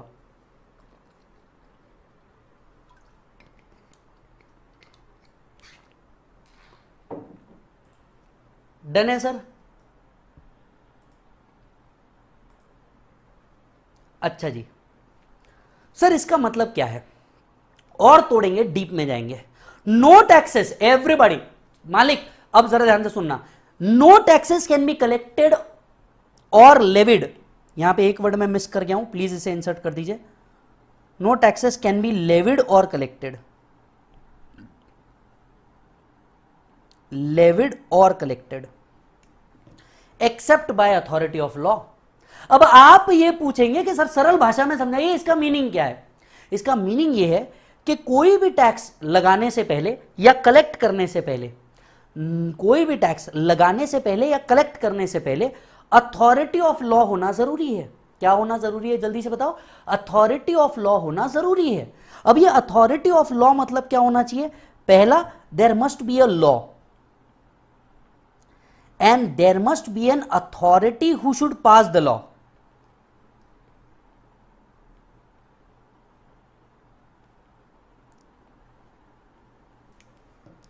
ध्यान से देखिएगा साहब इस बात को, क्या कह रहे हैं? There must be a law मतलब कोई भी चीज लाने से पहले there must be a law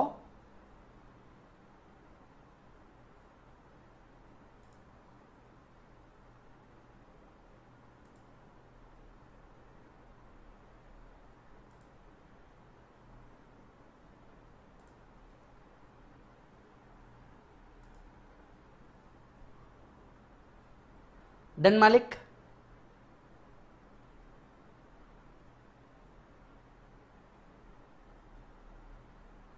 चलो जी,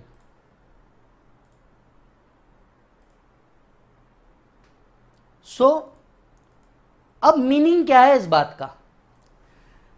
आज शाम 8 बजे, इमेजिन कीजिए, आज शाम 8 बजे हमारे देश के प्रधानमंत्री आते हैं। मैं उनकी बहुत रिस्पेक्ट करता हूं, बट क्लास को थोड़ा सा इस तरीके से बनाने के लिए मैं उनकी एक्टिंग करना चाहूंगा। तो आज रात 8 बजे हमारे देश के प्रधानमंत्री साहब आते हैं और वो कहते हैं, भाई और बहनों, इस कोविड महामारी ने हमारे देश को बहुत झकझोर के रख दिया और इसलिए हमारे देश की प्रगति के लिए मैं कोविड टैक्स लगाने वाला हूं आज रात 12 बजे से 1% के हिसाब से।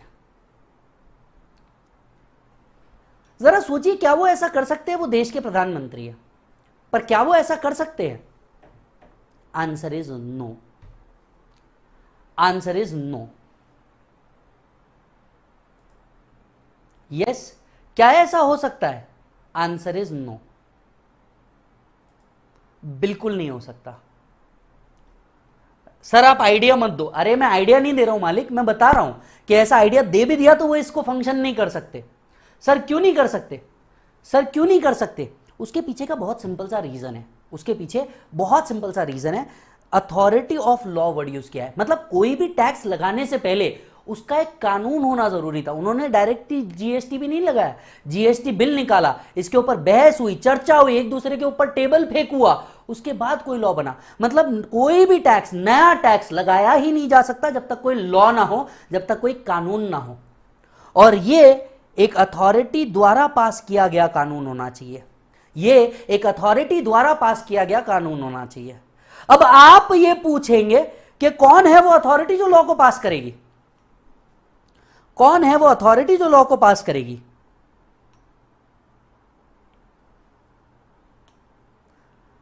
Authority to pass the law.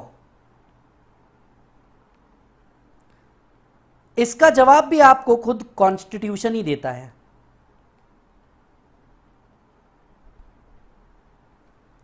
इसका जवाब भी आपको खुद कॉन्स्टिट्यूशन ही देता है।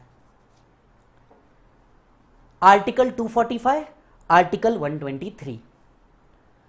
कानून होना चाहिए।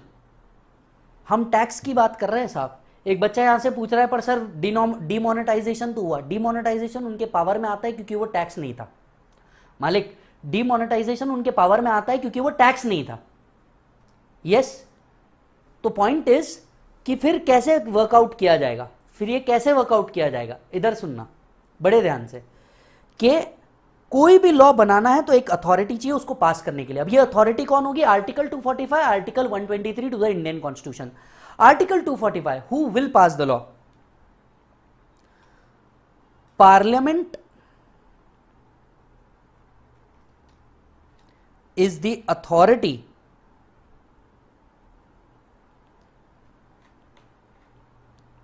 to pass the law। अगर कोई भी लॉ को पास करना है प्रभु, कोई भी लॉ को पास करना है तो parliament is the authority to pass the law. क्या बोला बेटा मैंने? Parliament is the authority to pass the law. कोई भी लॉ को पास करना है, parliament is the authority to pass the law. तो अगर, इसीलिए अभी हम थोड़ी देर पहले कह रहे थे, who makes the law? Ministry of law and justice along with the other ministry. Who pass the law? Parliament. फर्क समझ में आया आपको? अब तक आप यह अज्यूम कर रहे थे कि पार्लियामेंट लॉ बनाता है। गलत। पार्लियामेंट रिस्पेक्टिव मिनिस्ट्री बनाती है। जब ये बोथ हाउसेज ऑफ पार्लियामेंट के सामने आता है, राज्यसभा लोकसभा, वो इसको बाय वोटिंग क्या करते हैं? पास करते हैं। और पार्लियामेंट अगर अप्रूव करेगा तो ही कोई लॉ बनेगा, नहीं तो कोई लॉ नहीं बन सकता। स्पेसिफिकली टैक्स कलेक्ट करने के लिए तो कोई भी देश के प्रधानमंत्री, खुद फाइनेंस मिनिस्टर भी नहीं कर सकते जब तक कि कोई लॉ ना हो और अथॉरिटी इसे पास ना कर दे। तो कौन है अथॉरिटी टैक्स कलेक्ट कराने के लिए या टैक्स से रिलेटेड लॉ बनाने के लिए? पार्लियामेंट। पर एक सवाल है जो मैं आप सभी से पूछना चाहूंगा। प्रभु मेरे को एक बात बताइए, क्या पार्लियामेंट 12 ही महीने वर्क करता है? क्या पार्लियामेंट 12 ही महीने वर्क करता है, हां या ना? क्या पार्लियामेंट 12 ही महीने वर्क करता है, हाँ या ना? से यस और नो।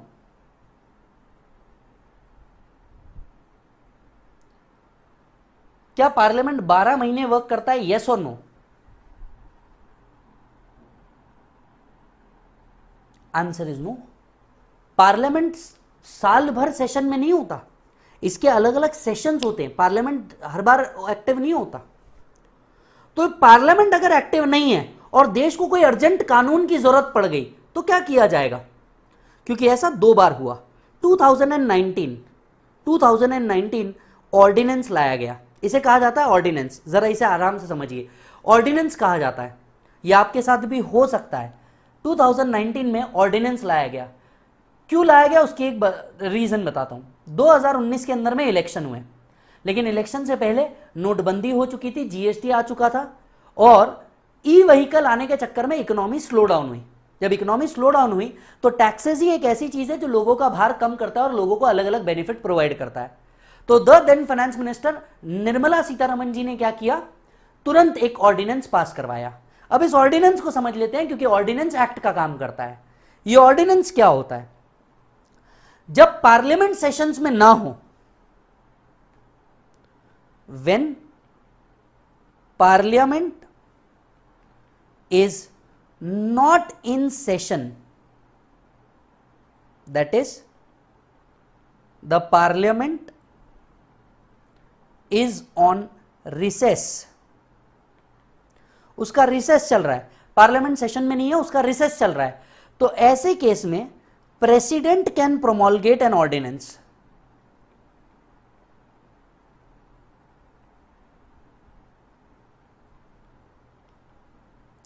प्रेसिडेंट क्या लेके आ सकते हैं मालिक? ऑर्डिनेंस लेकर के आ सकते हैं। मतलब देश के प्रेसिडेंट के हाथ में एक कानून है कि अगर पार्लियामेंट सेशन में नहीं है, पार्लियामेंट कोई लॉ नहीं बना सकता और तुरंत हमें एक कानून की जरूरत पड़ गई देश के लिए, तो हम ऐसे केस में तुरंत किसके पास जाते हैं? प्रेसिडेंट के पास जाते हैं। और प्रेसिडेंट क्या कर सकता है? प्रेसिडेंट क्या कर सकता है कि वहां पे एक ऑर्डिनेंस प्रोमोलगेट कर सकता है। प्रेसिडेंट क्या कर सकता है? तुरंत एक ऑर्डिनेंस प्रोमोलगेट कर सकता है, एक ऑर्डिनेंस तुरंत बनाया जा सकता है। बात समझ में आ रही है? तो अगर एक्ट पार्लियामेंट सेशंस में नहीं है, प्रेसिडेंट ऑर्डिनेंस प्रोमोलगेट कर देगा। एग्जाम्पल बताता हूं आपको सर, इन 2019 इन 2020 दोनों ईयर में टैक्सेशन अमेंडमेंट लॉज बनाए गए बाय ब्रिंगिंग एन ऑर्डिनेंस। ये ऑर्डिनेंस के बारे में मैं आपको बता दूं, पार्लियामेंट सेशन में नहीं होता तो प्रेसिडेंट क्या कर देते हैं? ऑर्डिनेंस को प्रोमोलगेट कर देते हैं। ऑर्डिनेंस act like या ordinance works like an act। और मैं आपको बताऊं 2021 में भी पूरी गारंटी है एक ऑर्डिनेंस आने की, जहां तक मेरा अंडरस्टैंडिंग है 2021 में भी एक पूरी चांसेस है कि एक और ऑर्डिनेंस आ जाएगा। तो एक्ट तो रहेगा ही रहेगा, ऑर्डिनेंस में जो चीजें लिखी है वो भी एक्ट का पार्ट बन जाती है। Ordinance works like an act. जब ऑर्डिनेंस आता है, इसके बाद जब भी पार्लियामेंट सेशन में आता है, ऑर्डिनेंस आने के बाद वो एक्ट के जैसे वर्क करता है। जब पार्लियामेंट वापस सेशन में आता है, रिसेस खत्म होता है पार्लियामेंट का, पार्लियामेंट फिर से सेशन में आता है, लोग पार्लियामेंट में आके बहस करना शुरू कर देते हैं, तब इस ऑर्डिनेंस को अगेन वोटिंग करके क्या किया जाता है? या तो अप्रूव किया जाता है या तो रिजेक्ट किया जाता है। सपोज पार्लियामेंट सेशन में आ गया और इसके बाद क्या हुआ? ऑर्डिनेंस रखा गया। दो बातें होंगी, या तो वोट करके इसे अप्रूव कर दिया जाएगा या तो डिसअप्रूव कर दिया जाएगा। अगर वोट करके इसे अप्रूव कर दिया गया तो ये एक्ट का पार्ट बन जाएगा। सपोज वोट करके इसे डिसअप्रूव कर दिया गया तो ये वहीं पे खत्म हो जाएगा। हालांकि जितना पार्ट ये ऑर्डिनेंस वैलिड था उसको वैलिडिटी मिलती है, उसको वैलिडिटी मिलती है, लेकिन एक बार वो डिसमिस हो गया तब से वो लॉ खत्म, और फिर जो भी पार्लियामेंट नया लॉ वहां पे प्रेजेंट करेगा वो रखा जाएगा। Are you getting it? So ordinance क्या होता है? ऑर्डिनेंस का मतलब एक टेम्पररी लॉ होता है। जब तक पार्लियामेंट आकर के वापस से उस लॉ को पास नहीं कर देता, एक टेम्पररी लॉ होता है जो ऑर्डिनेंस बनाया जाता है। Are you getting it? So दो रास्ते हैं लॉ पास करवाने के। आर्टिकल 265 ने कहा, प्रभु एवरीबॉडी, आर्टिकल 265 ने हमें कहा कि भैया कानून होना चाहिए कोई भी टैक्स लगाने से पहले, और इस कानून को अप्रूवल देगा एक अथॉरिटी। फिर हम ढूंढने निकले अथॉरिटी कौन है, तो हमें पता चला कि सबसे पहले पार्लियामेंट अगर सेशन में है तो कोई भी लॉ पार्लियामेंट पास करेगी, लेकिन अगर पार्लियामेंट सेशन में नहीं है तो ऑर्डिनेंस लाया जा सकता है। कौन लाएगा? प्रेसिडेंट लाएगा। प्रेसिडेंट लाने के बाद इसे प्रोमोलगेट किया जाएगा। प्रेसिडेंट के लाने के बाद इसे क्या किया जाएगा? प्रोमोलगेट किया जाएगा। और अब दो बातें होंगी, upon parliament coming in session,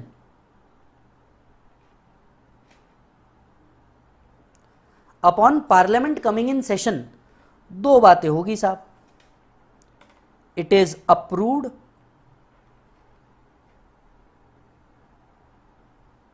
so it became part of act, not approved,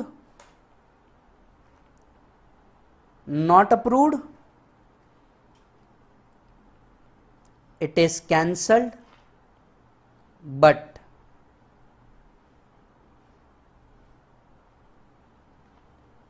provision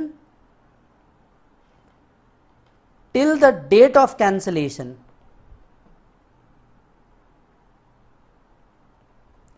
remains valid। Ordinance के पास करने से लेकर के जब तक कि इसे कैंसिल नहीं किया जाता, इस बीच जितनी भी प्रोविजंस थी वो सब वैलिडिटी में आ जाती है। इस बीच जितनी भी प्रोविजन थी वो सब वैलिडिटी में आ जाती है।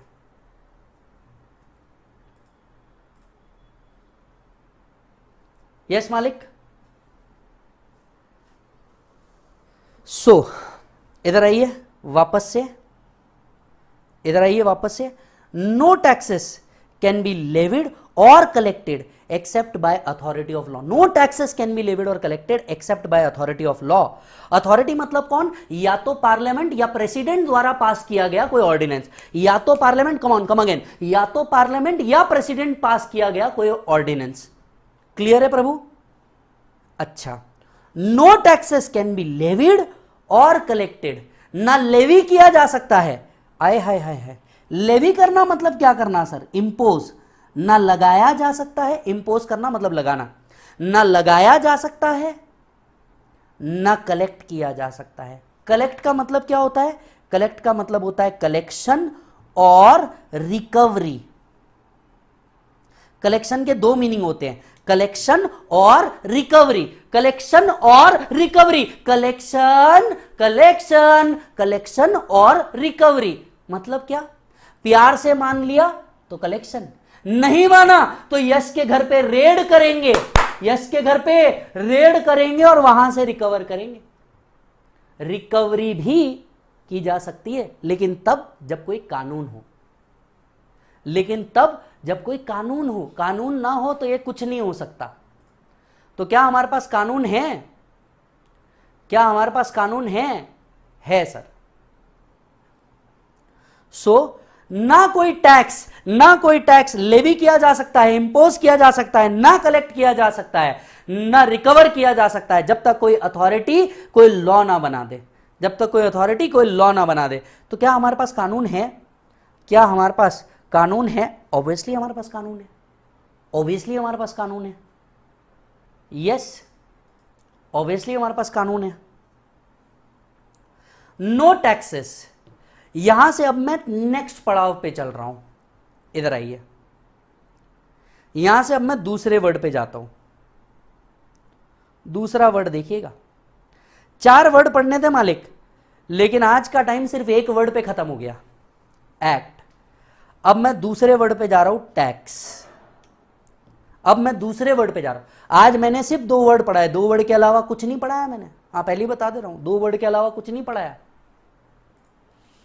सर। इतना सब 2 वर्ड था, 2 ही वर्ड था। आप देख लो, पहले तो एक्ट एक्ट एक्ट एक्ट खेल रहे थे, अब यहां पे हमें टैक्स वर्ड मिला तो हम टैक्स वर्ड में घुस गए, यहां से हमें टैक्स वर्ड मिल रहा है तो हम टैक्स में घुस गए। सर आ जाओ इधर, थर्ड चीज चालू करते हैं, टैक्स। इसी के नीचे लिखिएगा टैक्स। क्या हम टैक्स में सिर्फ टैक्स कलेक्ट करते हैं? जरा सोच के देखिएगा, क्या हम टैक्स में सिर्फ टैक्स कलेक्ट करते हैं? Tax plus surcharge if any plus HEC, that is cess. मैंने सेस कहा।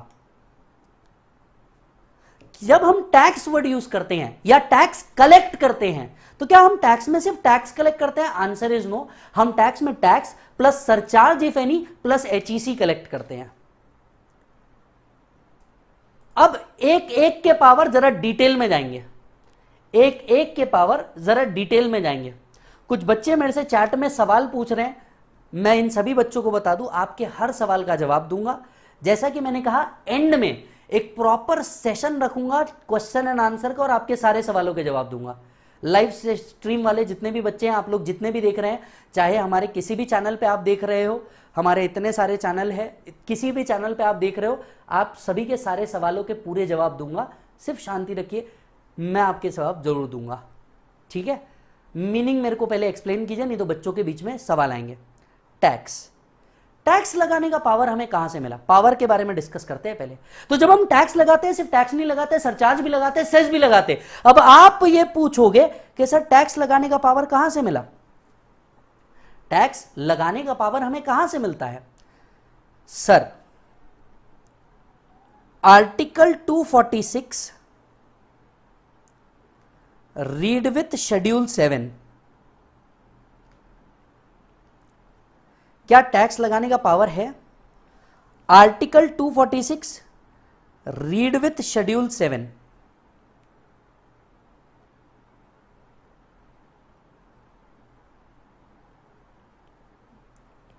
Article 246 read with schedule 7। रुक जा। सब बच्चे जिन्होंने मेरे साथ हिस्ट्री पढ़ी थी, जिन्होंने मेरे साथ हिस्ट्री पढ़ी थी, या पेज पलटाओ, मुझे बताइए पावर सेंटर और स्टेट के बीच में क्या डिवाइड किए गए थे? और अगर किए गए थे तो वो कौन सा साल था जिस साल में डिवाइड किए गए थे? जितना मेरे साथ बच्चा कनेक्टेड है, हर बच्चे से आज एक सवाल पूछ रहा हूं मैं, क्या सेंटर और स्टेट के बीच में पावर डिवाइड किए गए थे? और अगर किए गए थे तो वो कौन से साल में डिवाइड किए गए थे? ओपी, यहां पे जवाब दिया है रौनक ने, सर 1919 में सेंटर और स्टेट के बीच में पावर डिवाइड किए गए थे। ओपी ओपी, एक नंबर, बहुत अच्छे, सभी बच्चों का ध्यान है, शानदार। ये 1922 कहा है निशिता ने। निशिता मेरी बच्ची, मोबाइल बाजू में रखो और कंसेप्ट पे ध्यान दो, तुमने गलत ईयर यूज किया है। 1924 कहने वालों, तुम्हें जनता माफ नहीं करेगी। प्रसन्ना बेटा, मस्ती नहीं। 1919 वो ईयर था। जिसको याद नहीं आ रहा वो जाके अपनी बुक पलटाएं। बिल्कुल सही जवाब 1964। ये हर्ष बेटा, तू हैंगओवर से उतरा नहीं है पार्टी के। 1919 वो ईयर था जिस साल में हम लोगों ने किया था। 1919 में अगर आपको याद हो, कुछ पावर किसको दे दिए गए थे? यूनियन को दे दिए गए थे, कुछ पावर स्टेट को दे दिए गए थे, और कुछ पावर बोथ के पास थे। 1919 वो ईयर था, 1919 वो ईयर था जब पावर को डिवाइड किया गया था। कुछ पावर यूनियन को दे दिए गए, इसे लिखा गया यूनियन लिस्ट। यूनियन लिस्ट में जितने पावर थे, इसके पावर किसके पास थे? With central government. कुछ पावर स्टेट को दिए गए, इसे लिखे गए स्टेट लिस्ट में।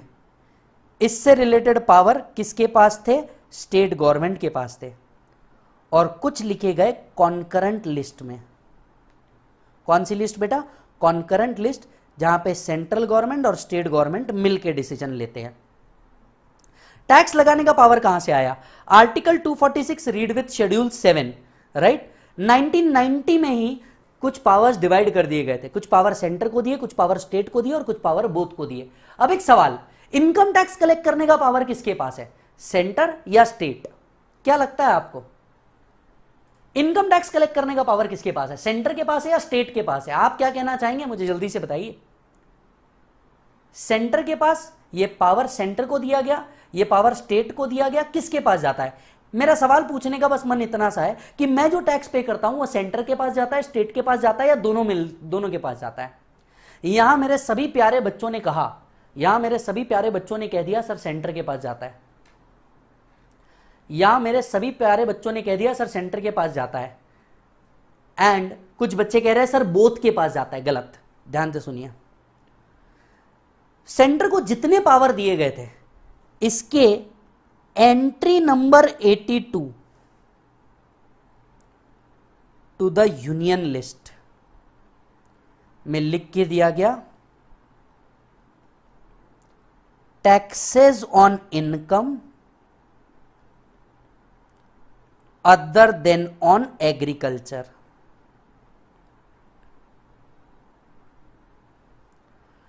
Taxes on income other than on agriculture. Taxes on income other than on agriculture. Taxes on income other than on agriculture मतलब क्या? इनकम टैक्स कलेक्ट करने का पावर किसको दिया? सेंटर को दिया।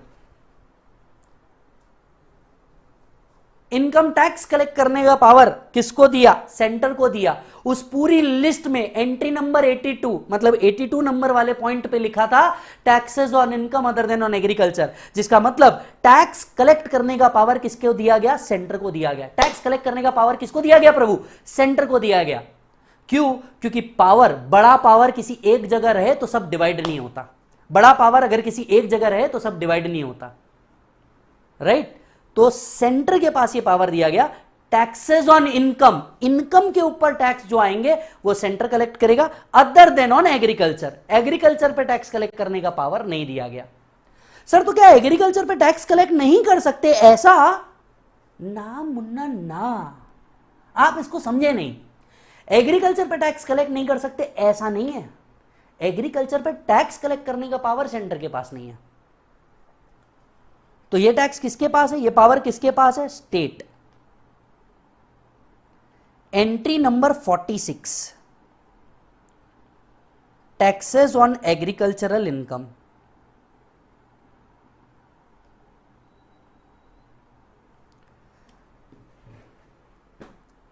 एग्रीकल्चर इनकम पे टैक्स कलेक्ट करने का पावर सेंटर के पास नहीं है पर स्टेट के पास है।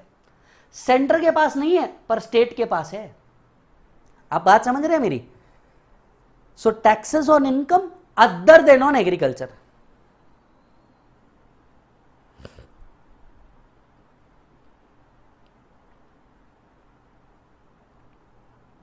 If it is done, so जब यह सवाल उठता है, कहां से स्टार्ट किए थे? आर्टिकल 265 से स्टार्ट किए थे। यहां एक वर्ड मिला टैक्स, हम खोदने निकल गए। टैक्स मतलब कहां और कौन कलेक्ट करता है? तो टैक्स कलेक्ट करने का पावर हमें दिया गया है entry number 82 to the union list. अब मैं, मेरे बच्चे जितने यहां बैठे हैं, सबसे पूछना चाहूंगा, यश के घर पे रेड पड़ी और टैक्स कलेक्ट करने का पावर यश से है, अंडर विच एंट्री? सो बताइए, क्या यश के घर पे जो रेड पड़ी और टैक्स कलेक्ट करने के पावर के बारे में हम बात कर रहे थे, क्या यस से टैक्स कलेक्ट किया जा सकता है? यस। और यह है उसके पीछे का कंप्लीट डिटेल्ड नॉलेजेबल एक्सप्लेनेशन। क्या यश के घर पे रेड करके टैक्स कलेक्ट करने का पावर है? अब इनकम टैक्स डिपार्टमेंट बोलेगा यश जी पहले जाइए, जिस कॉन्स्टिट्यूशन ने आपको फ्रीडम दिया है उसी कॉन्स्टिट्यूशन के entry number 82 article 246 read with article 245 read with article 265। मेरे पास भी पावर है। और अगली बार पावर के बारे में बात नहीं कर रहा, मेरे पास भी पावर है। एंट्री नंबर 82 याद रख लो, ये बड़ा होके एमसीक्यू बनेगा, याद रख लो, ऐसा दिमाग में फिट कर देने का। आज जाना पप्पा को बताना, पप्पा इतने सालों से इनकम टैक्स पे कर रहे हो, कभी पता है कलेक्ट करने का पावर भी है क्या? पप्पा, अच्छा तुम अब बाप को सिखाओगे? नहीं पप्पा मैं आपको बता रहा हूं, नॉलेज शेयर कर रहे पप्पा, अपन नॉलेज शेयर कर रहे। पता है नहीं पता है? पता है तो ठीक है ना पप्पा, मैं चले जाऊंगा। नहीं पता है तो मेरे को बताओ, मैं बताएगा आपको। अच्छा बता पापा, देखो आज टैक्स की क्लास में एकदम तोड़ पड़ाया, बहुत मजा आया, फुल रिस्पेक्ट। एंट्री नंबर 82 के कारण वो आपसे टैक्स ले सकते हैं, इसलिए वो आपसे टैक्स कलेक्ट करते हैं पप्पा, पता है आपको? चलो इसी बात पे आईफोन 13 प्रो मैक्स दिला दो, देखो आपका बच्चा बड़ा नॉलेजेबल हो गया है। आईफोन 13 प्रो मैक्स मेरे मुंह पे फेंक के मारना पप्पा, मैं ले लूंगा। और फिर पप्पा चप्पल निकालेंगे और मुंह पे फेंक के मारेंगे। बात समझ रहे हो? सो मालिक, entry number 82 to the union list, center के पास पावर है टैक्स कलेक्ट करने का। बराबर है मालिक? थोड़ा सा आगे बढ़ते हैं। सेंटर के पास पावर है आपसे टैक्स कलेक्ट करने का। सरचार्ज और सेस, ये आज का पॉइंट नहीं है, ये हम कल पढ़ेंगे। सरचार्ज और सेस ये आपके आज के पॉइंट नहीं है, ये आप कल पढ़ेंगे। ये जो टैक्स कलेक्ट किया जाता है, बस 2 पॉइंट और आपको एक्सप्लेन कर रहा हूं। ये जो टैक्स आपसे कलेक्ट किया जाता है ये कहां जाता है? मोदी जी के पास जाता होगा ये टैक्स, से यस।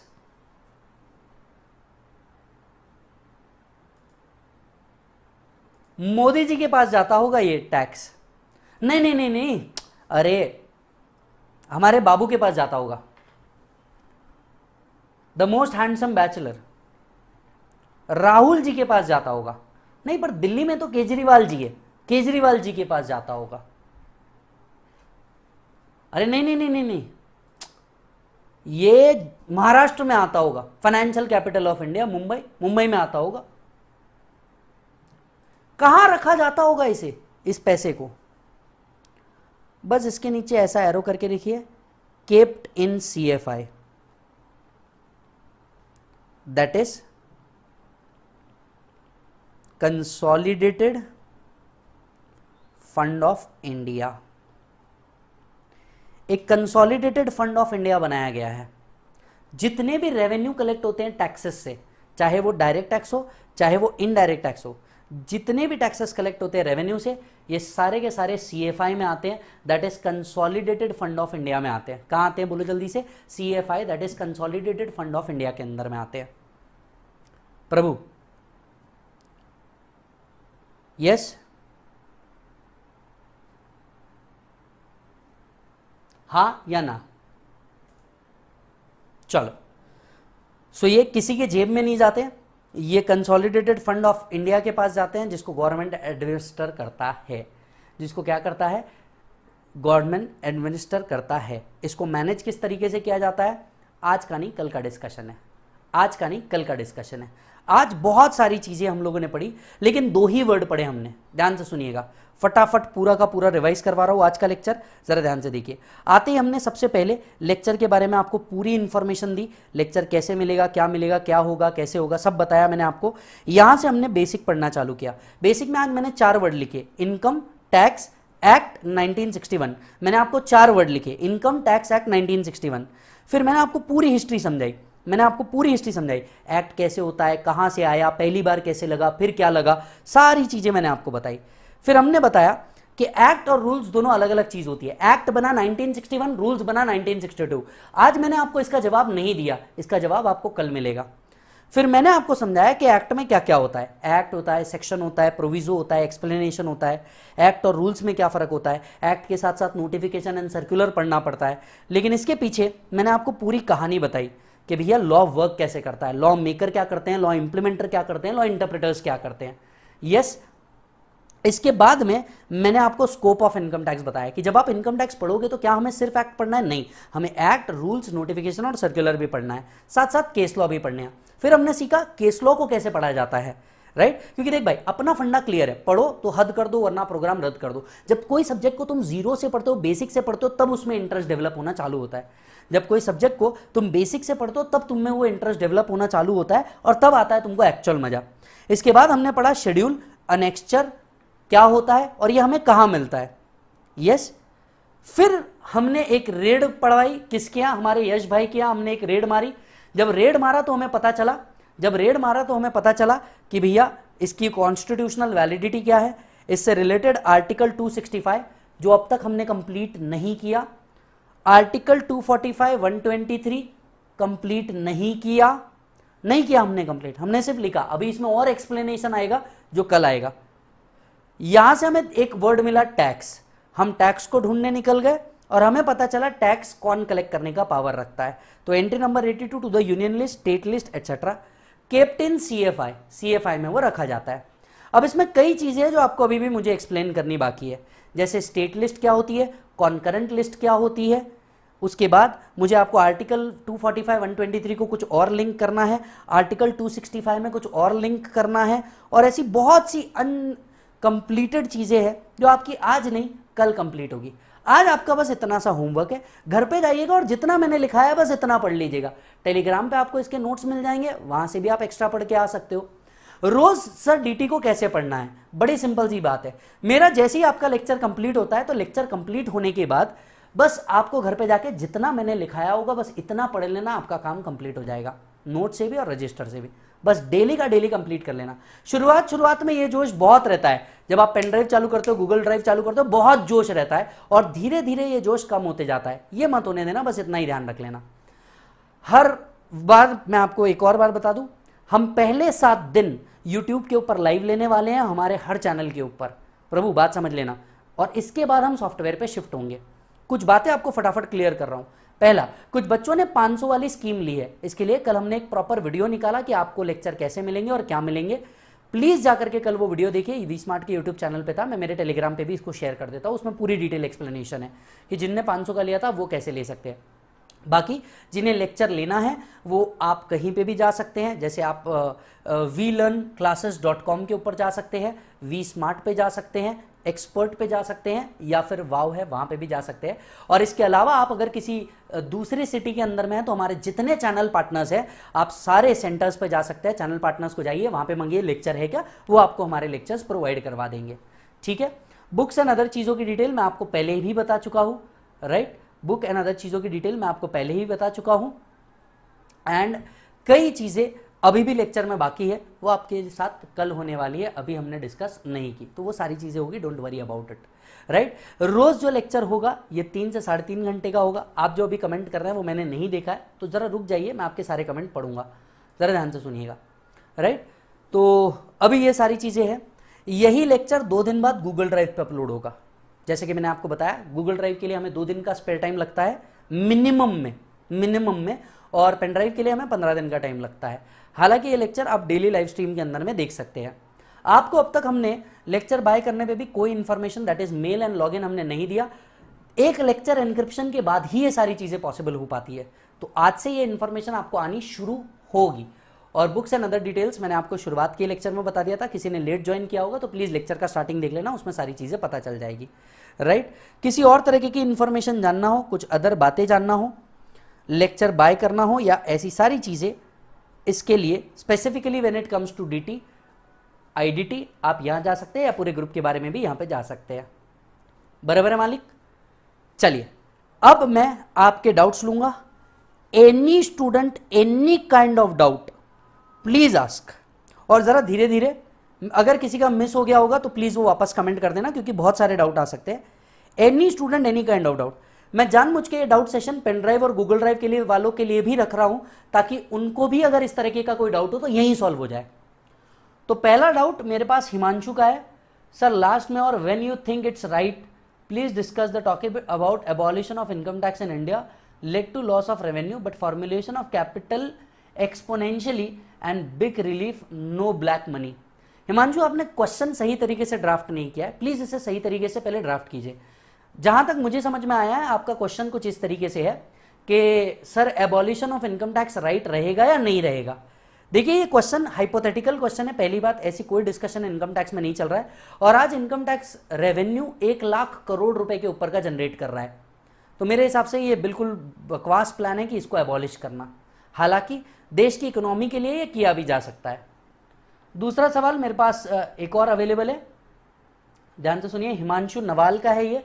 सर अगर हमें लाइव लेक्चर लिया है तो अगर किसी कारण लाइव नहीं देख पाए तो बैकअप में कितने व्यूज मिलेंगे। हिमांशु मैंने इसका जवाब लेक्चर के स्टार्टिंग में भी दे दिया था, बट इसका जवाब मैं आपको फिर से दे दूं, 1.5 व्यूज, 100% बैकअप आपको जी ड्राइव पे मिल जाएगा। तीसरा, पुणे में face to face offline class कब होगी। पुणे में face to face offline class हम लोग नहीं ले रहे हैं, इसका बहुत सिंपल सा रीजन है मैडम कि यहाँ पे अभी भी कोविड रिस्ट्रिक्शंस है, स्पेशली एजुकेशन को लेकर के है, तो हम अभी नहीं ले रहे हैं, तो ऑनलाइन क्लासेस ही रहेंगी। खुशी सर मेरे क्लास की डिटेल कोई मेल नहीं आया।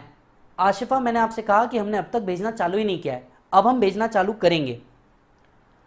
अमीर सर अकाउंट्स और लॉ क्या ईमेल नहीं आया। बेटा मैं आप सभी को कह दूं, आप हमने अब तक भेजा ही नहीं तो आपको मिलेगा कहां से। आज से लेक्चर चालू होंगे तो अब हम भेजेंगे, तो जितने भी इससे सवाल होंगे ये यहीं पे एंड कीजिए।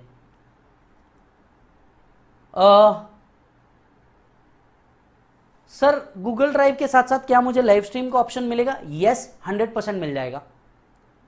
सर प्रोमोलगेट मतलब इंट्रोड्यूस करना, प्रोमोलगेट मतलब इंट्रोड्यूस करना। दूसरे सवाल दूसरे चैनल पे थे, मैं यहां दिख रहा हूं। सर बादल पूछ रहा है सर सॉफ्टवेयर इंस्टॉलेशन, जब आपको मेल आएगा बेटा उस पर ड्राइव की लिंक होगी, ड्राइव की लिंक पे क्लिक करना, उस पर सॉफ्टवेयर इंस्टॉलेशन का मेरा वीडियो है आधी घंटे का, देख लेना।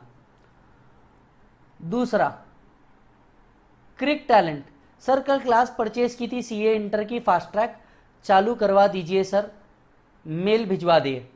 बेटा जब भी आप कोई क्लास परचेज करते हो 24 आवर्स के अंदर में आपको सारी डिटेल आती है, तो आपको मेरी जरूरत नहीं, वीडियो देख लीजिएगा ऑटोमेटिक आ जाएगा आपको।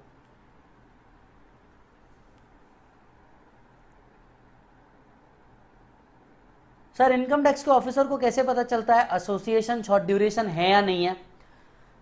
सीए फाइनल में आप जब रहोगे तब पता चलेगा, प्लस एसोसिएशन का डेट वहां पे होता है, अकाउंटिंग एंट्रीज होती है तो पता चलता है। सर डीटी के पेन ड्राइव अप्रॉक्सीमेटली 15 अक्टूबर को मिलेगा, तो ये 7 डेज के बाद भी लाइव देख पाएंगे क्या?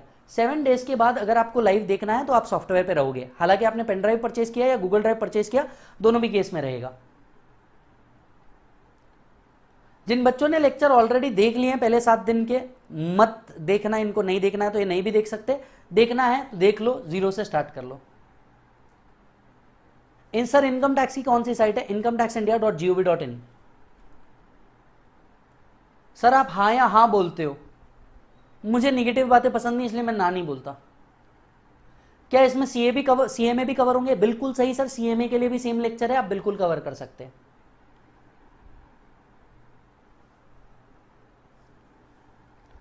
आर्टिकल 245 को थोड़ा एक्सप्लेन कीजिए। सर मैंने अभी तक पूरा कंप्लीट ही नहीं किया, तो एक्सप्लेनेशन जो होगा ये कल होगा उसका। फेस टू फेस बैचेस हम स्टार्ट नहीं कर रहे हैं, लाइव स्ट्रीम में ही हैं। सीएमए इंटर की डिटेल्स आज वेबसाइट पे मेरे आ जाएगी, विलन पे आज आ जाएगी।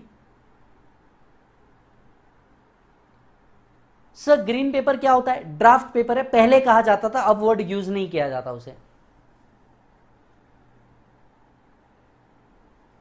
सर लाइव स्ट्रीम अगर मिस होता है तो क्या हमें आपको इन्फॉर्म करना पड़ेगा? मुझे मत इन्फॉर्म कीजिए, ऑटोमेटिकली 2 दिन बाद लीव पे इस पे आ जाएगी, तो आप उल्टा मेरे को मैसेज करेंगे तो शायद हो सकता है इसका रिप्लाई मैं आपको ना दूं, क्योंकि मैंने लेक्चर में ऑलरेडी बोला है, आपने कुछ भी मिस किया, कोई भी लेक्चर सीधा 2 दिन बाद वहां पे अपडेट होगा। सर लाइव में चैटिंग हो पाएगी क्या? होती है बेटा, वहां पे ऑप्शन दिया है। Sir agriculture income is exempt ना, तो how state can collect the tax? Power है स्टेट के पास, स्टेट ने एग्जम्प्ट करके रखा है, कभी स्टेट ने एग्जम्पशन हटा दिया तो वो टैक्सेबल हो जाएगा।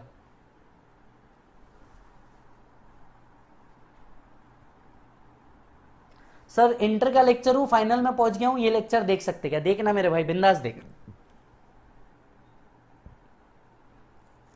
सर नोट्स और बुक्स दोनों से रिवाइज करना है? यस बेटा, नोट्स और बुक्स दोनों से रिवाइज कर लेना। सर डाउट सॉल्विंग कैसा होगा? मैं इसका जवाब already starting of the lecture में देख चुका हूं, व्हाट्सएप। डन। ये जितने सवाल आप पूछ रहे हैं ना, ये ऐसे कन्वर्ट हो सकते क्या? ये स्टार्टिंग ऑफ द लेक्चर में मैंने दे दिया है, कन्वर्ट आप नहीं हो सकते। लाइव स्ट्रीम ओडीपीडी वालों को बाय डिफॉल्ट में मिल रहा है, तो इसमें कन्वर्जन का कहीं सवाल नहीं आया, हालांकि पीडी से जीडी, जीडी से पीडी नहीं हो सकता।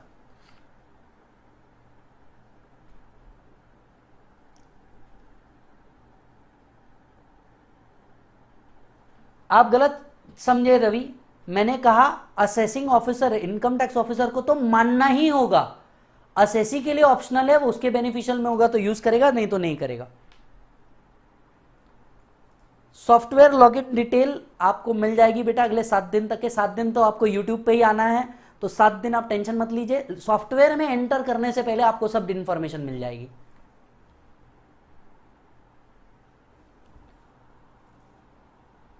सर अनेक्स्चर में चेंजेस होते हैं क्या? हो सकते हैं, होते ही हैं क्या? ये बहुत जरूरी नहीं है, हो सकते हैं।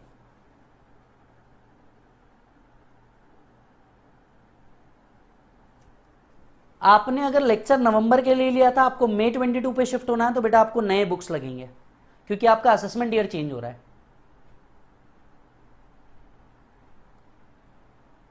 सर एवरीडे 3.5 घंटे का क्लास होगा? यस बेटा, 9:30 बजे से लेकर के 1 या 1:10 तक के रोज क्लास होगा। वैशाली, मैंने आपको बोला बच्चे, लॉगिन की डिटेल आपके पास 7 दिन है, 7 दिन आपको यूट्यूब पे आना है, 7 दिन के अंदर में आपको सब मिल जाएगा, बिल्कुल टेंशन मत लो। नमन, लेक्चर के बीच में बताऊंगा कैसे एग्जामिनेशन स्कोर करते हैं।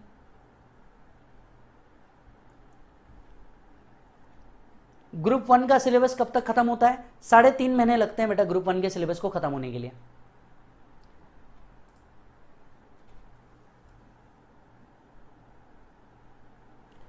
अमीर, आपका एक सवाल है कि सर ये 6 वीक का क्या क्राइटेरिया होता है? आई एम श्योर आपने गूगल में पढ़ा है। अगर पार्लियामेंट सेशन में आने के बाद आपके 6 वीक के अंदर में ये डिसीजन ना हो पाया कि इसे अप्रूव करना है या रिजेक्ट करना है, तो 6 week of coming the session into parliament, ordinance automatically comes to an end. In short, parliament के सेशन में आते ही 6 वीक के अंदर ही ये डिसीजन लेना होगा कि ये ऑर्डिनेंस को एक्ट बनाना है या इसे खत्म करना है। 6 वीक में अंदर में ये नहीं ले पाए तो वो डिसमिस हो जाएगा। सर ऑर्डिनेंस एंड नोटिफिकेशन में क्या डिफरेंस है समझानी। ऑर्डिनेंस कोई नया लॉ लेके आना है, ऑर्डिनेंस जैसा कुछ आ गया है ये लोगों तक कैसे बताएंगे? नोटिफिकेशन। मतलब ऑर्डिनेंस भी आ गया तो ऑर्डिनेंस के आने के बाद लोगों तक पहुंचाने के लिए नोटिफिकेशन इशू करना होगा, तो दोनों अलग अलग चीजें हैं। सर कितने लेक्चर रहेंगे डीटी के? Around 55 to 60।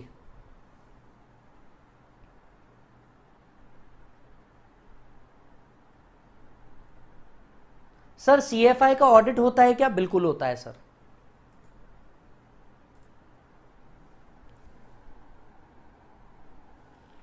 सर आपने बहुत अच्छा पढ़ाया, एक सुकून मिला, thank you so much Prabhu.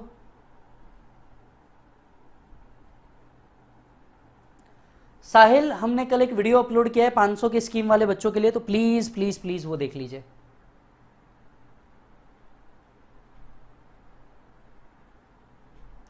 Tribunal का मतलब क्या होता है रितिका? ट्रिब्यूनल एक आर्बिट्रेशन प्रोसेस है, जैसे कोर्ट होता है वैसे ट्रिब्यूनल होता है। सिंस हमारे कोर्ट में बहुत सारे मैटर पेंडिंग है, जो सिविल मैटर भी है, क्रिमिनल मैटर भी है, तो इनकम टैक्स के मैटर्स को हैंडल करने के लिए एक लोअर कोर्ट बनाया गया है जिसको हम ट्रिब्यूनल कहते हैं। यस, जिसको हम ट्रिब्यूनल कहते हैं। इसमें सिर्फ इनकम टैक्स के मैटर हैंडल होते हैं। किसी ने किसी का मर्डर कर दिया, ये ट्रिब्यूनल में नहीं जाता। किसी ने टैक्स इवेड कर दिया, ये ट्रिब्यूनल में जा सकता है मैटर। जितेंद्र, अगर आपने कल परचेस किया था तो आज आपको डिटेल्स आ जाएगी।